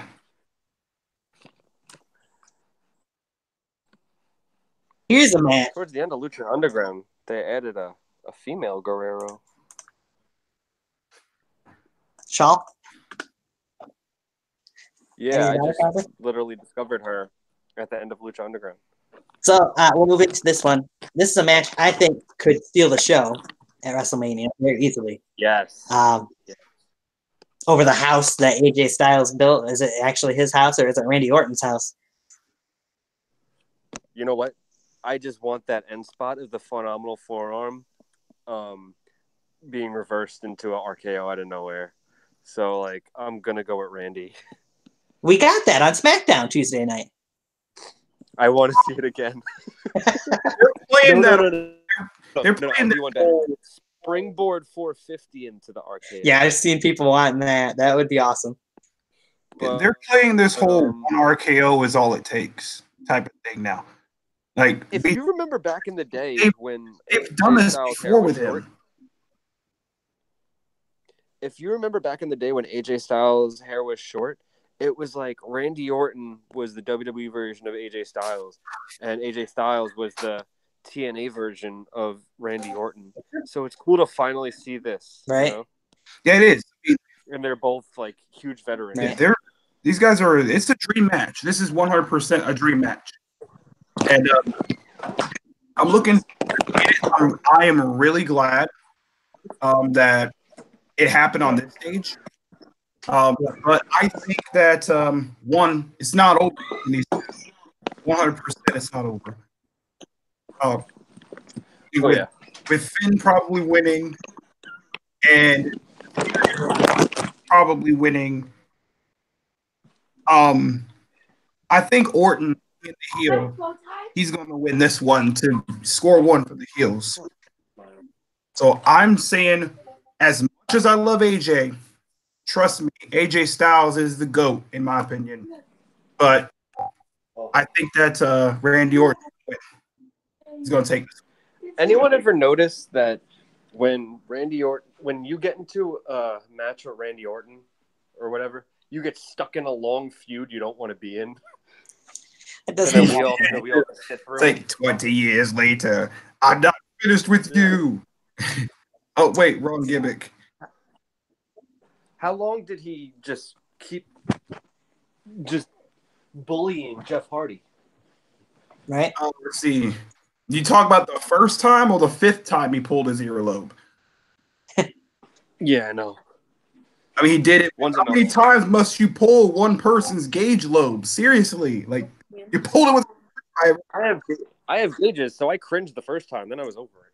Well, I don't think AJ's got to worry about that though with this, because I'm going with AJ to win it here, because I think this is going to be his last pay-per-view as a member of the SmackDown roster. Yeah, send him to NXT. No. He's going to Raw. AJ on NXT. That'd be cool. I mean, I'm all for wherever he goes. Send him to 205 Live. So, yeah. Except 205 Live. Go. You can stay away from that. That place is fine. Send him to Velocity. Yeah. Send him to WWE Main Event. Okay. So those were our picks for that match. Let's move on to this match, the first ever WrestleMania Women's Tag Team Championship match. Who do we got as the Iconics go against Beth Phoenix and Natalya, Nia Jax and Tamina, and of course the champs, the Boston Hug Connection. I never thought I would say this, but I'm actually looking forward to this match.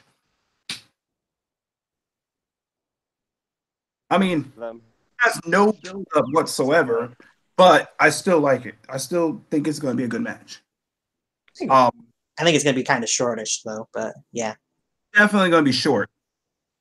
If it wasn't for Beth Phoenix's probably like quick shot return, which means it's going to be like WrestleMania and done pretty much, I would say the Iconics. But I think that Natalya she deserves this. And to win it with her best friend, I think I'm going to go with Glam Heart.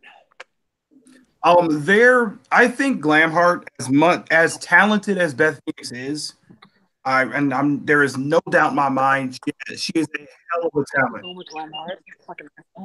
Babe, who's gonna win the women's tag title? I think she's there just to feud with Nia Jax.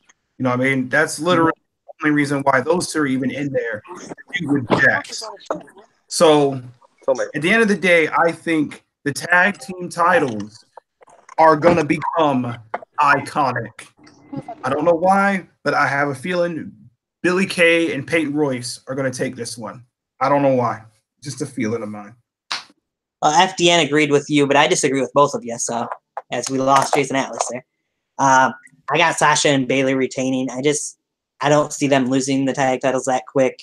And I think there's so many other options for them to face, so many different tag teams, whether returning or in the WWE right now, that I just don't see Bayley and Sasha dropping them. I also want to point out, this is the first time that titles add titles. I know, those belts are nice.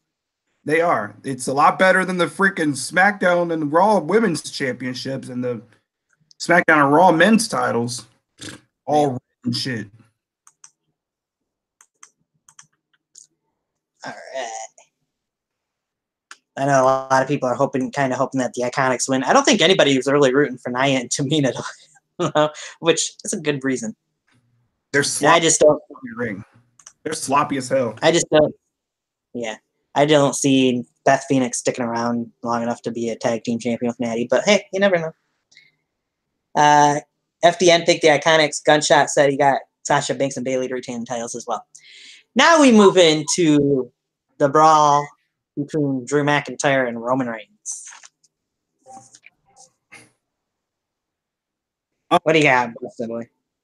I'm looking forward to this match. See, McIntyre beat Dean Ambrose twice. Yep.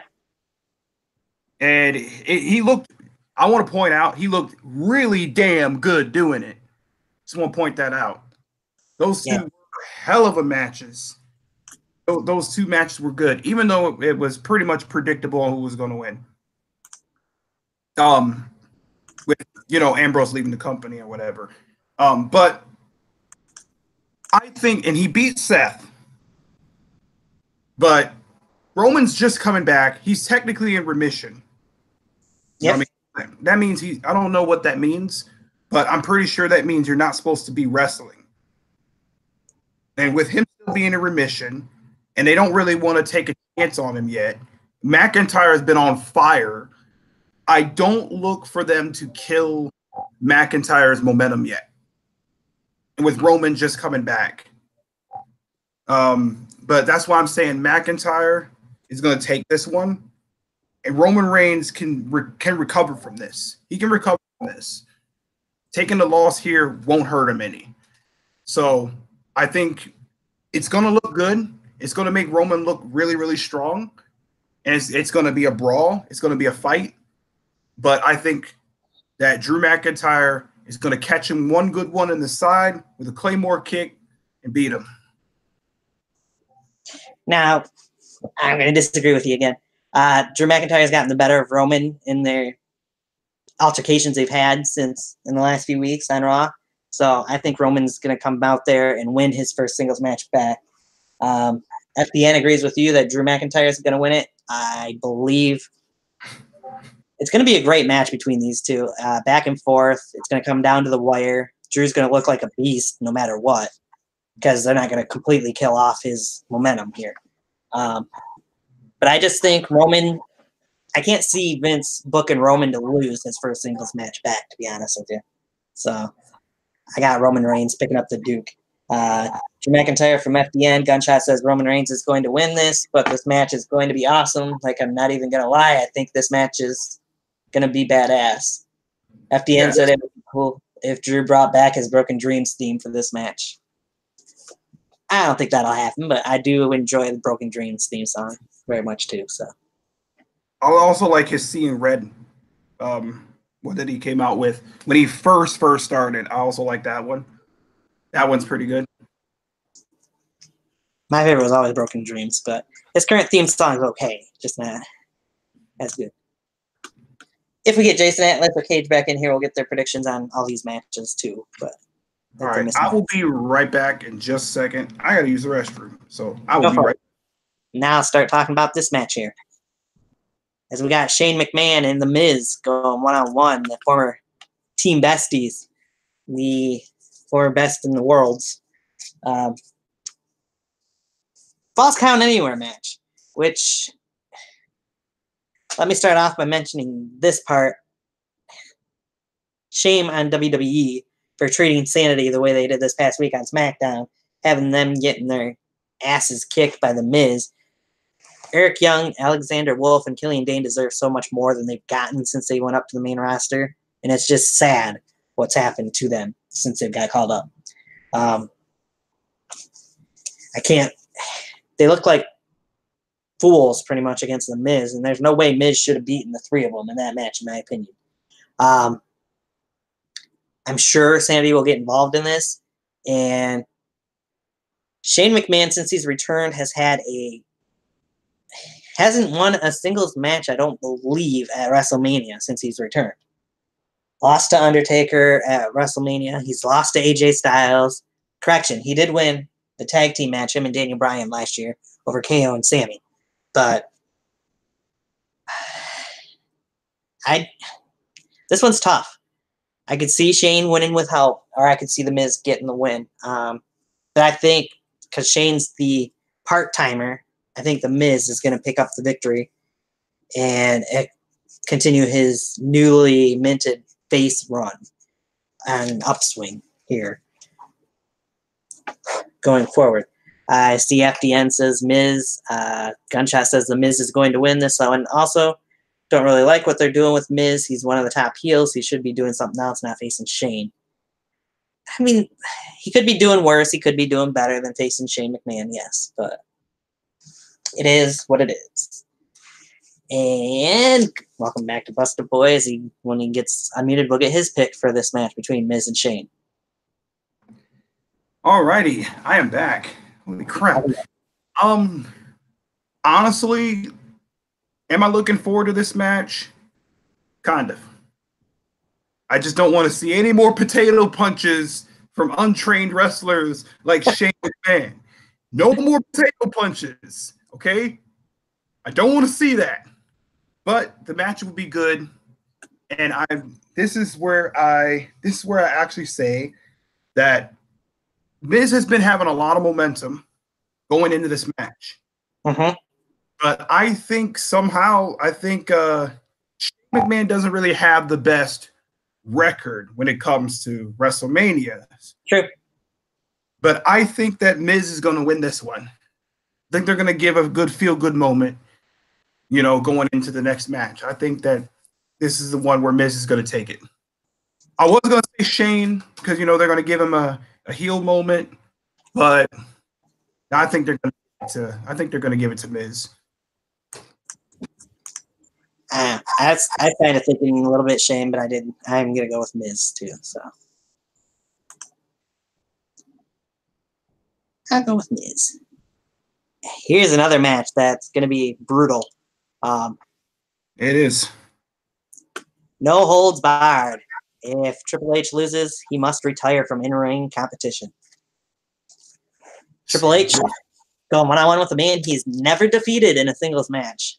The Animal, Dave Bautista. This is going to be really tricky.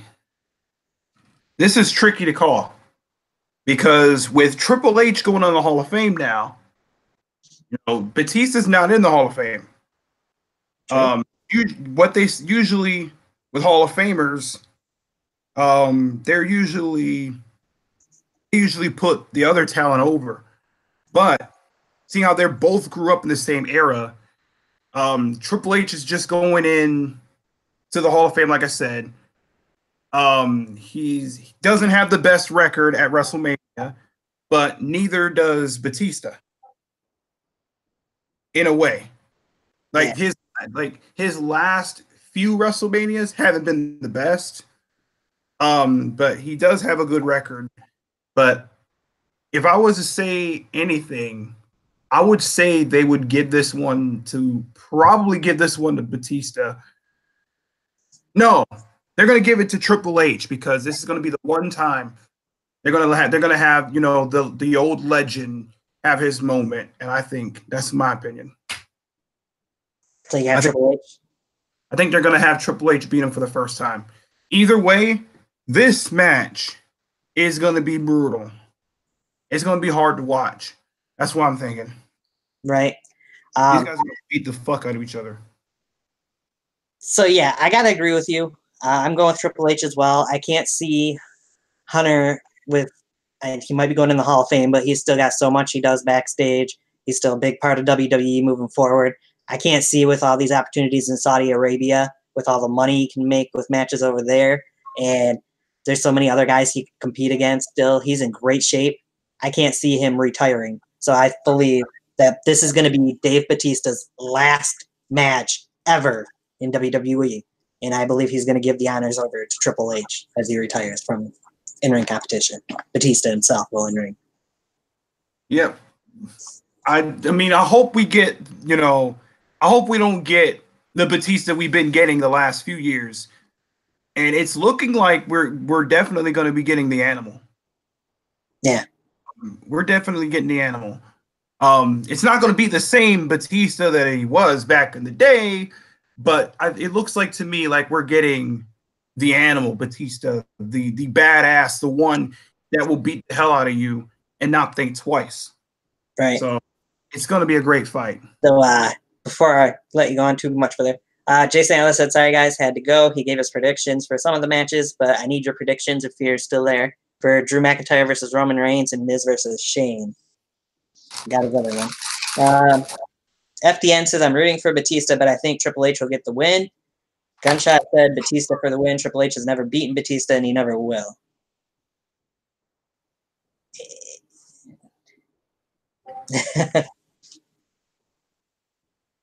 I'll read what I was laughing about here in a moment.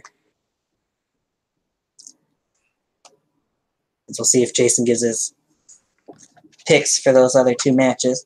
I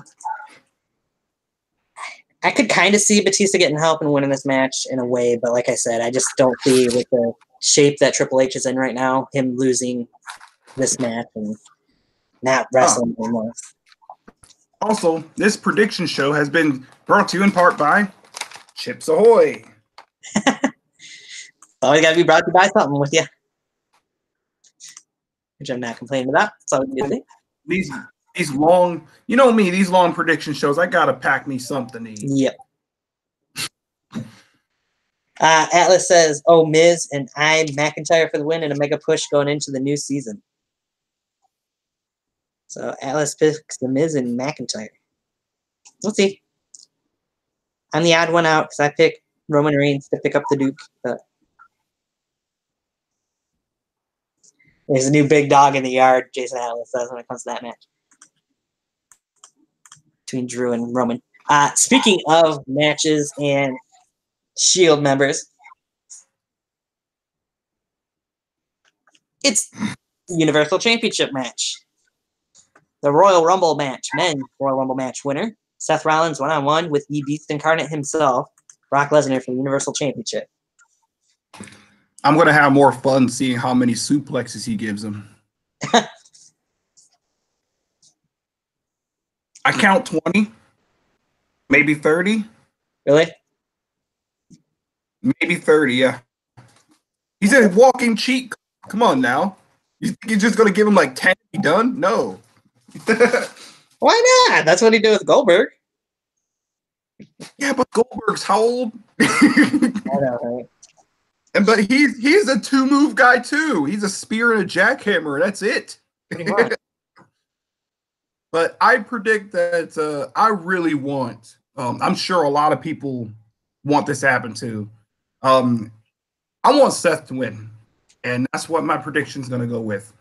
That's not going to be the shock. But I predict that Seth is going to win. He's going to carry the duplicate championship because the real title is going to be at Brock's house because he's going to forget it again. All right. Atlas went with Seth Rollins for this one as well. Said, this is the first time I'm rooting for Roman Reigns, maybe ever, but I think Drew McIntyre will still win. FDN said Seth Rollins, he has to win. Atlas says the Shield is going to play a part in the Universal title match. Gunshot says Seth Rollins for the win. He's going to curb stomp Brock's brains out. So I'm picking Seth Rollins to win this as well. However, I do have one little issue. We've seen Seth Rollins hit the curb stomp, or the stomp, as they call it now, on Brock Lesnar this past Monday night. And a lot of times when you see the upper hand go to the challenger on Raw, the final Raw before WrestleMania, that challenger doesn't usually go over at Mania. So I am picking Seth Rollins. I want to see Seth Rollins win. I want to see that Universal title every week on Monday Night Raw. But I got a little bit of an uneasy feeling after seeing that on Raw this past Monday night that Brock somehow might walk out with that title still. Whether perhaps you see Dean Ambrose come out and screw Seth Rollins, maybe reveals that he has actually signed a new contract and aligns himself with Brock and Heyman, or just to screw with Seth Rollins, or somebody else comes out and helps out Brock. Who knows? But I got a little bit of an uneasy feeling. I'm still going with Seth Rollins because that's who I want to see take it. But I've got a little bit of an uneasy feeling after seeing Rollins get the upper hand on Raw. Yeah, me too, man. What's that? Seth has to win, man. Seth has to. I agree. I'm so mad, dude. I'm be so pissed. Like, you're gonna put it on him again? Are you serious? You're still giving it you're still giving it to Brock. Trust me, I'm gonna be pissed. That what's best for business is Brock Lesnar not being champion. I agree. Not just Brock, you know what I mean, but part-timers in general. Because Punk brought up a good, they don't got to come back tomorrow, the next day. You know what I mean? They go through all that. They put their body on the line, and then you get someone who doesn't really give a shit. Like, it's a paycheck. Yep. Atlas does say, I've seen a lot of recent occasions where the guy who gets the upper hand on the last show before the pay-per-view wins a big match. So hopefully that's what will end up happening. Speaking of big matches, we've seen WrestleMania. We've had WrestleMania. Well, this year, I believe we're going to see Kofi Mania. As you see here, the next match to talk about is the WWE Championship match, as the new Daniel Bryan, with Rowan in his corner, will be defending against the New Day's Kofi Kingston. And after 11 long years, I think we're going to be able to finally say, at the end of this match, your winner and new WWE champion, Kofi Kingston. See, Kofi Kingston has been jumping through a lot of hurdles this past few months. Yes, he has. And I'm loving it. I'm loving this Daniel Bryan 2.0 thing they got going on. I really think I'm never for injuries at all. I'm never for that. So I want to say that right now. But I really think that if Mustafa Ali didn't get injured, this would not be happening right now. And I really think that him doing the Mustafa Ali thing that he was going to do in the chamber, I think Kofi doing it was way more effective because he, like you said, he's been doing it for a long time, 11 long years. He's had that chance at the belt, but never really got the shot at the belt. You know what I mean? Right. Like, he's had matches against the champs and he's beaten some of the champs, but he never really got that fair one-on-one match. He's never had a one-on-one match for the WWE Championship. Yep. I think this is going to come full circle. I think the New Day is going to help take Rowan down. And I think that Kofi is going to win the belt. And then I think Big E is going to screw him on SmackDown or on a future event. And I think he's going to lose the belt because of Big E. And I think one of them is going to turn on Kofi. That's what I'm saying. Kofi's going to win the belt. They're going to have their big moment. And then one of the New Day members are going to turn on him. I could see that happening at some point. I do want to say one thing about this. Originally, this match was supposed to be Daniel Bryan and Kevin Owens at WrestleMania for the WWE Championship. Mm-hmm. Now, I'm fine with this match happening. I love that Kofi's getting the shot finally. But they still are doing Kevin Owens wrong here as well, because Kevin Owens isn't even a part of this Andre the Giant Memorial Battle Royal or any other match at WrestleMania. How are we going to have KO Mania? What would it be? 4, I think, this year? If Kevin Owens isn't on the freaking card. I'm a huge fan of Kevin Owens. I'm sorry. But I just don't feel that. I feel they've screwed Kevin Owens over not having him in a match of any sort. Unless Daniel Bryan retains because of Kevin Owens. That could happen. Or you could see Harper, who we all know is going to be in New York for Access this weekend. Perhaps Harper will help out Daniel Bryan as well and join with Rowan and Daniel. Mm-hmm. You never know.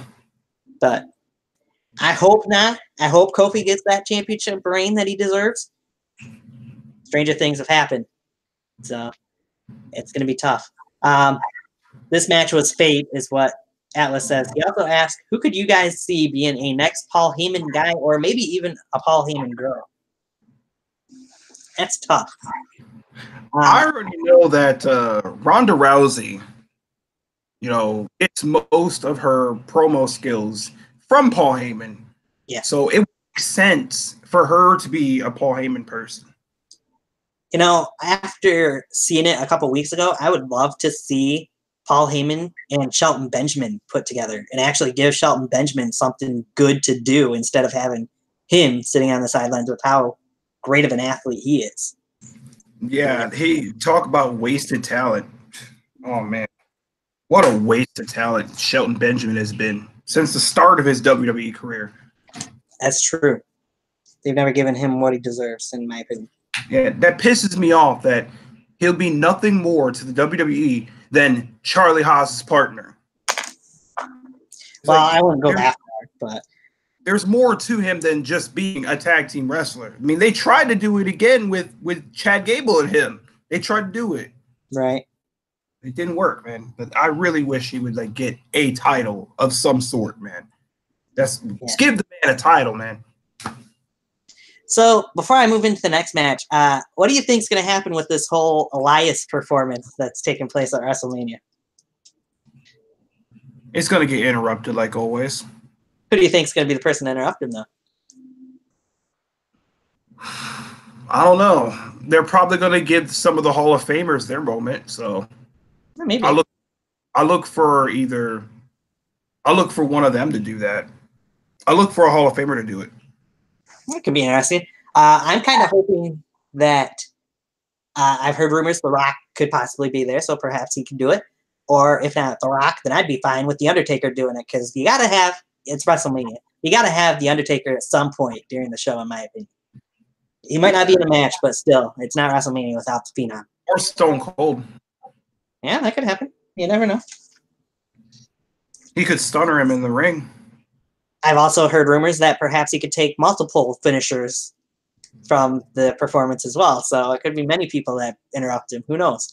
I mean, I could even see the first person interrupting him being Lacey Evans with her whole little walk out to the halfway to the ring and then walking back. So I don't know what she's been doing. I actually seen somebody mention on Twitter this past week, and I didn't even think about it until they did. But she's pretty much become the new Emelina. If you remember that whole charade. Oh, God. Do we have to remember about Emelina? Not that I wanted to, nor did I even think about it. But like I said, somebody mentioned it on Twitter, and I was like, oh, my God, they're actually right. She pretty much is the new Emelina. Because that's all Emelina did. Let's just pretend that never happened. Okay, we're going to move on. Hey, Emily, for that matter, Tennille Dashwood is a free agent now, too. So, what a waste of talent that was. Oh, man.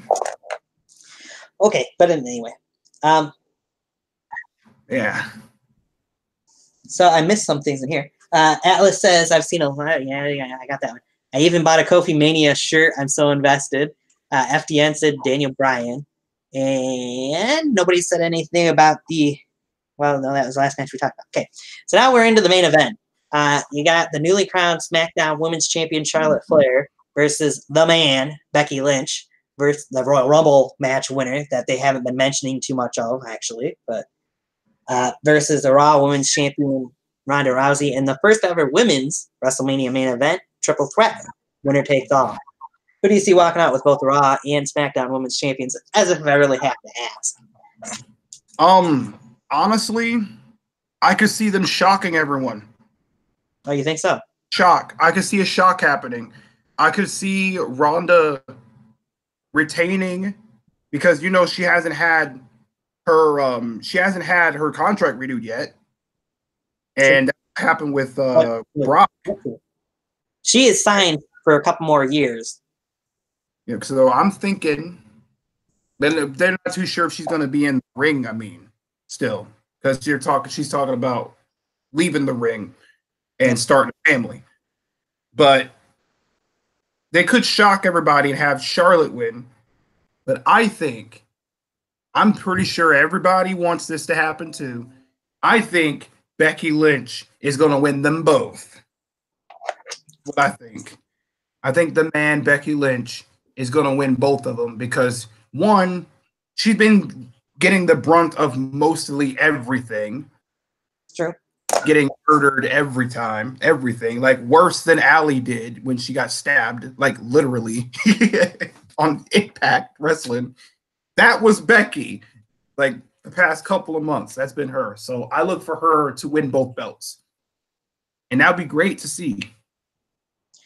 I want to know what they're going to do with the titles after WrestleMania because I I don't see one person holding both titles for too long, but I mean, who knows? They haven't called it a unification match, so they're going to have to defend. Whoever walks out of this triple threat is going to have to defend both titles, is what it sounds like. Maybe in 2 matches during the show, who knows? But it'll be interesting to see what happens with the titles afterwards. I know people have been wanting a unification. I personally think that they have enough women on both rosters that they need to have a separate champion on both rosters. But that's just my opinion. FDN also agrees with you, as do I, and so does Jason Atlas. Becky Lynch has to walk out of this match as the champion with both titles. Imagine the riot that's going to happen if she doesn't. I know. If you look over the last several years, WrestleMania has ended on a bad note every year for the last 5 or 6 years, with Roman Reigns pretty much walking out as a champion. Fans hate it, and I don't. If they're smart, they'll give Becky Lynch the win here. You won't leave WrestleMania with a bunch of boos like it's been happening over the last several years. Yeah, last year with Brock Lesnar. Yeah, with Brock Lesnar winning and retaining the title when everybody actually kind of wanted to see Roman take it. Mm-hmm. Like you spent all this time building up, saying, "Yeah, I'm going to be a fighting champion. You don't deserve it because you're never here." And you do all this talking, and it's derailed. Yeah. Nice. Which was stupid just to give it to him a few months later. So yeah. So stupid. But yeah, if they don't want to riot at the end of WrestleMania this year, if they don't want those boos, they actually want to end WrestleMania on a good note, then the only thing they can do is give Becky Lynch the win here, in my opinion. Because nobody's going to be happy with Charlotte Flair, the 8-time now women's champion, walking out with 2 titles. Nobody's going to be happy with Ronda Rousey walking out with 2 titles. So yeah, and they're already pissed at her because her reigns have lasted longer than Trish Stratus's title reigns. Yeah, she's got more reigns than Trish now. Yeah. Yep, and each one lasted longer as well. And it's so dumb. I mean, I understand it. But you had Asuka as a champ. You couldn't pencil her in here for a minute, Yeah, I know, right? I kind of got my hopes up a little bit this past Monday night on April 1st, on April Fool's Day, when Stephanie came out and first said that there was going to be a 4th person in this match. I was like, oh, they're actually going to add Asuka, and then she says it's her, and it was an April Fool's joke. I'm like, yeah, you bitch. That's what everybody would want to see is Asuka put in there too, because Asuka deserves it after they treated her dirty. But yeah, that's pretty much why I say Asuka deserves to win the Women's Battle Royal, but because they treated her. Yeah, which technically she's owed a rematch, but she'll never get that. No. You got to remember the McMahon said there are no automatic rematch clauses anymore. Unless you're Charlotte. She didn't get an automatic rematch clause. What are you talking about? She didn't get an automatic rematch clause yet. True, because she'll probably still be the one to go against Becky after this happens, but who knows? Yep. When it happens, remember, there is no automatic rematches. Yeah. That's what they say. You got to earn them. And we have seen some people get rematches, but they've earned them somewhat, I guess. But it's whatever, All right. Whoops, wrong button. So any last things you want to put out there about WrestleMania or NXT Takeover, the whole weekend in general, before we end the show here? It's all Baron Corbin's fault. Everything's Baron Corbin's fault. Remember that. Well, it's all Baron Corbin's fault. That's a good way to put it. Baron Corbin is at fault for a lot of things.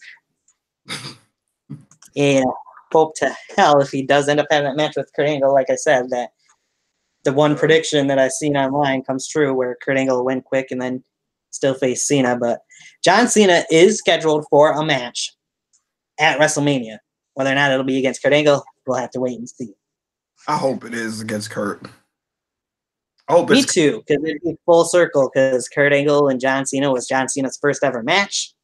Why not have John Cena versus Kurt Angle and Kurt's final match? I mean, Yeah. And for fuck's sake, don't let it end with Baron Corbin coming in, like, attacking Kurt from behind and Cena picking up the win. If they go through with this match, Kurt Angle has to win between him and Corbin, because Corbin's gotten the better of Angle otherwise, other than this past Monday night on Raw. Yeah. Corbin will screw him out of the match against Cena. Hopefully not.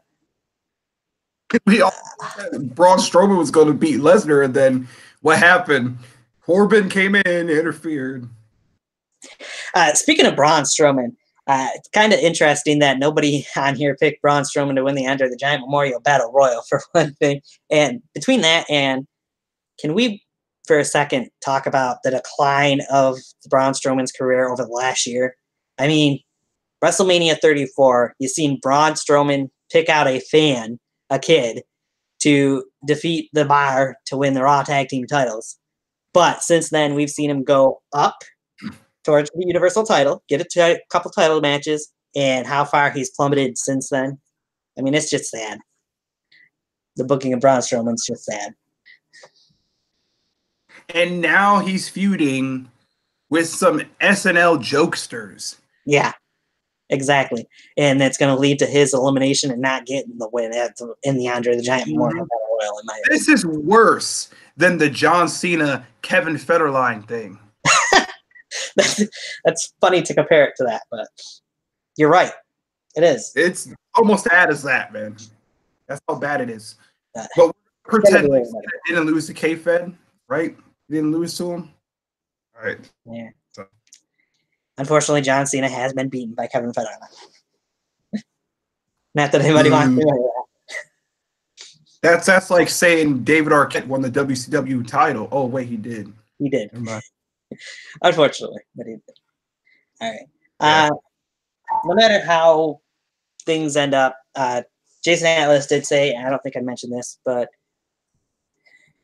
his picks he mentioned I did mention what his picks were. His remaining predictions were Triple H, Seth Rollins, Kofi Kingston, and Becky Lynch. I didn't read this part, but he said, not the most logical to a lot of people for all three champions to lose, referring to Daniel Bryan, Ronda Rousey, Charlotte Flair, and Brock Lesnar. He said 3, but it's really 4. But I'd die if those 3 predictions came true, which I think a lot of people would, and a lot of people want to see that happening. I wouldn't be surprised if they threw a curveball at us, though, and one of those champions retains. Unfortunately. Yeah. It wouldn't be surprised if they ended on a low note and Charlotte took both belts. Well, they better not. If any of those champions retain, I would rather see Daniel Bryan. Hell's going to break loose. Yeah, hell's going to break loose if that happens. Yeah. Main event. If Charlotte wins or Ronda wins, yeah, hell's going to break loose. Becky and Seth, in my opinion, have to win. Kofi should win, but like I said, if any of those champions have to retain, it should be Daniel Bryan, in my opinion, is the only thing I could see people kind of being happy with. Yep. And then I see a triple threat match happening if that happens. If Daniel Bryan wins, I wouldn't be surprised if either, like I said, Harper helps him or perhaps the New Day fall apart at WrestleMania. You never know. Yeah. I mean, because the New Day has to feel a little bit like they are responsible for Kofi getting this match in the first place, since Xavier and Big E were the ones that had to get him secure the spot in this match by winning that gauntlet. So, yeah. It's WrestleMania. It's WWE. Anything can happen. That's all that we got. In New Jersey. Yep. New York, New Jersey area. And with that, that's all my predictions I've got for you. That's pretty much it. I think NXT TakeOver probably will outdo WrestleMania as per usual. We'll just have to wait and see what surprises WWE might have in store at WrestleMania, if any. It'll still be a fun show. I know it's going to be a long-ass show. Everybody get your popcorn, get your sodas, get your pizza, get whatever you need, because it's going to be a long night Sunday night. But get your caffeine pills to stay awake, because you're going to need them. Right. I'm going to be up and I'm going to watch from 5 p.m. when the kickoff show starts all the way until 1 a.m. or whenever the show's over. So, oh Lord, that's a long show of saying that out loud. I know. I know, but I'll be watching the 2-hour kickoff show from 5 to 7. I'll be watching the main show from 7 p.m. to 1 a.m. or it's what the time is they're thinking is going to be over. So, if anybody else is, kudos to you and enjoy it. Also, for the Nevada McDonald, Everett Creeds, anybody else in the New York area that's part of this whole YouTube backyard wrestling community that's going to be at WrestleMania, enjoy yourselves, have fun. Make sure you let everybody know how much fun you had as well. And any last words from you, Buster Boy, as we close out the show here? Nope, just blame Baron. Just blame Baron. Okay. So blame Baron. You guys, just enjoy it. I know that people are going to bitch and complain about certain things that happen because that's just the way things go. But just try and enjoy every minute of it. It's still wrestling. It's still entertainment, if you will. Yep. So let's keep that. Just remember, as you're bitching, it's all Baron Corbin's fault. Yes. Remember, it's all Baron Corbin's fault. And with that, if I can get things situated that I want to, because things aren't wanting to work the way I want them to, let's see if I can do that. Modern day technology. Yeah. Gotta love it. You do. I don't know if this is going to share. You guys can hear that. You just won't be able to see it because it's not wanting to work the way I want it to. But anyway. So, with that being said, this has been Tiger Talks Wrestling prediction show for WrestleMania 35 and the NXT Takeover New York. Thank you to Cage and Jason Atlas for coming in. Thank you to FDN and Gunshot for being part of the chat section. And, of course, thank you, Buster Boy, for coming in and joining the show as well. Problem. What's that? I said, no problem, amigo.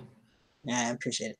I don't know when the next show will be. Just keep following me on Twitter and Facebook because you know all my stuff for that.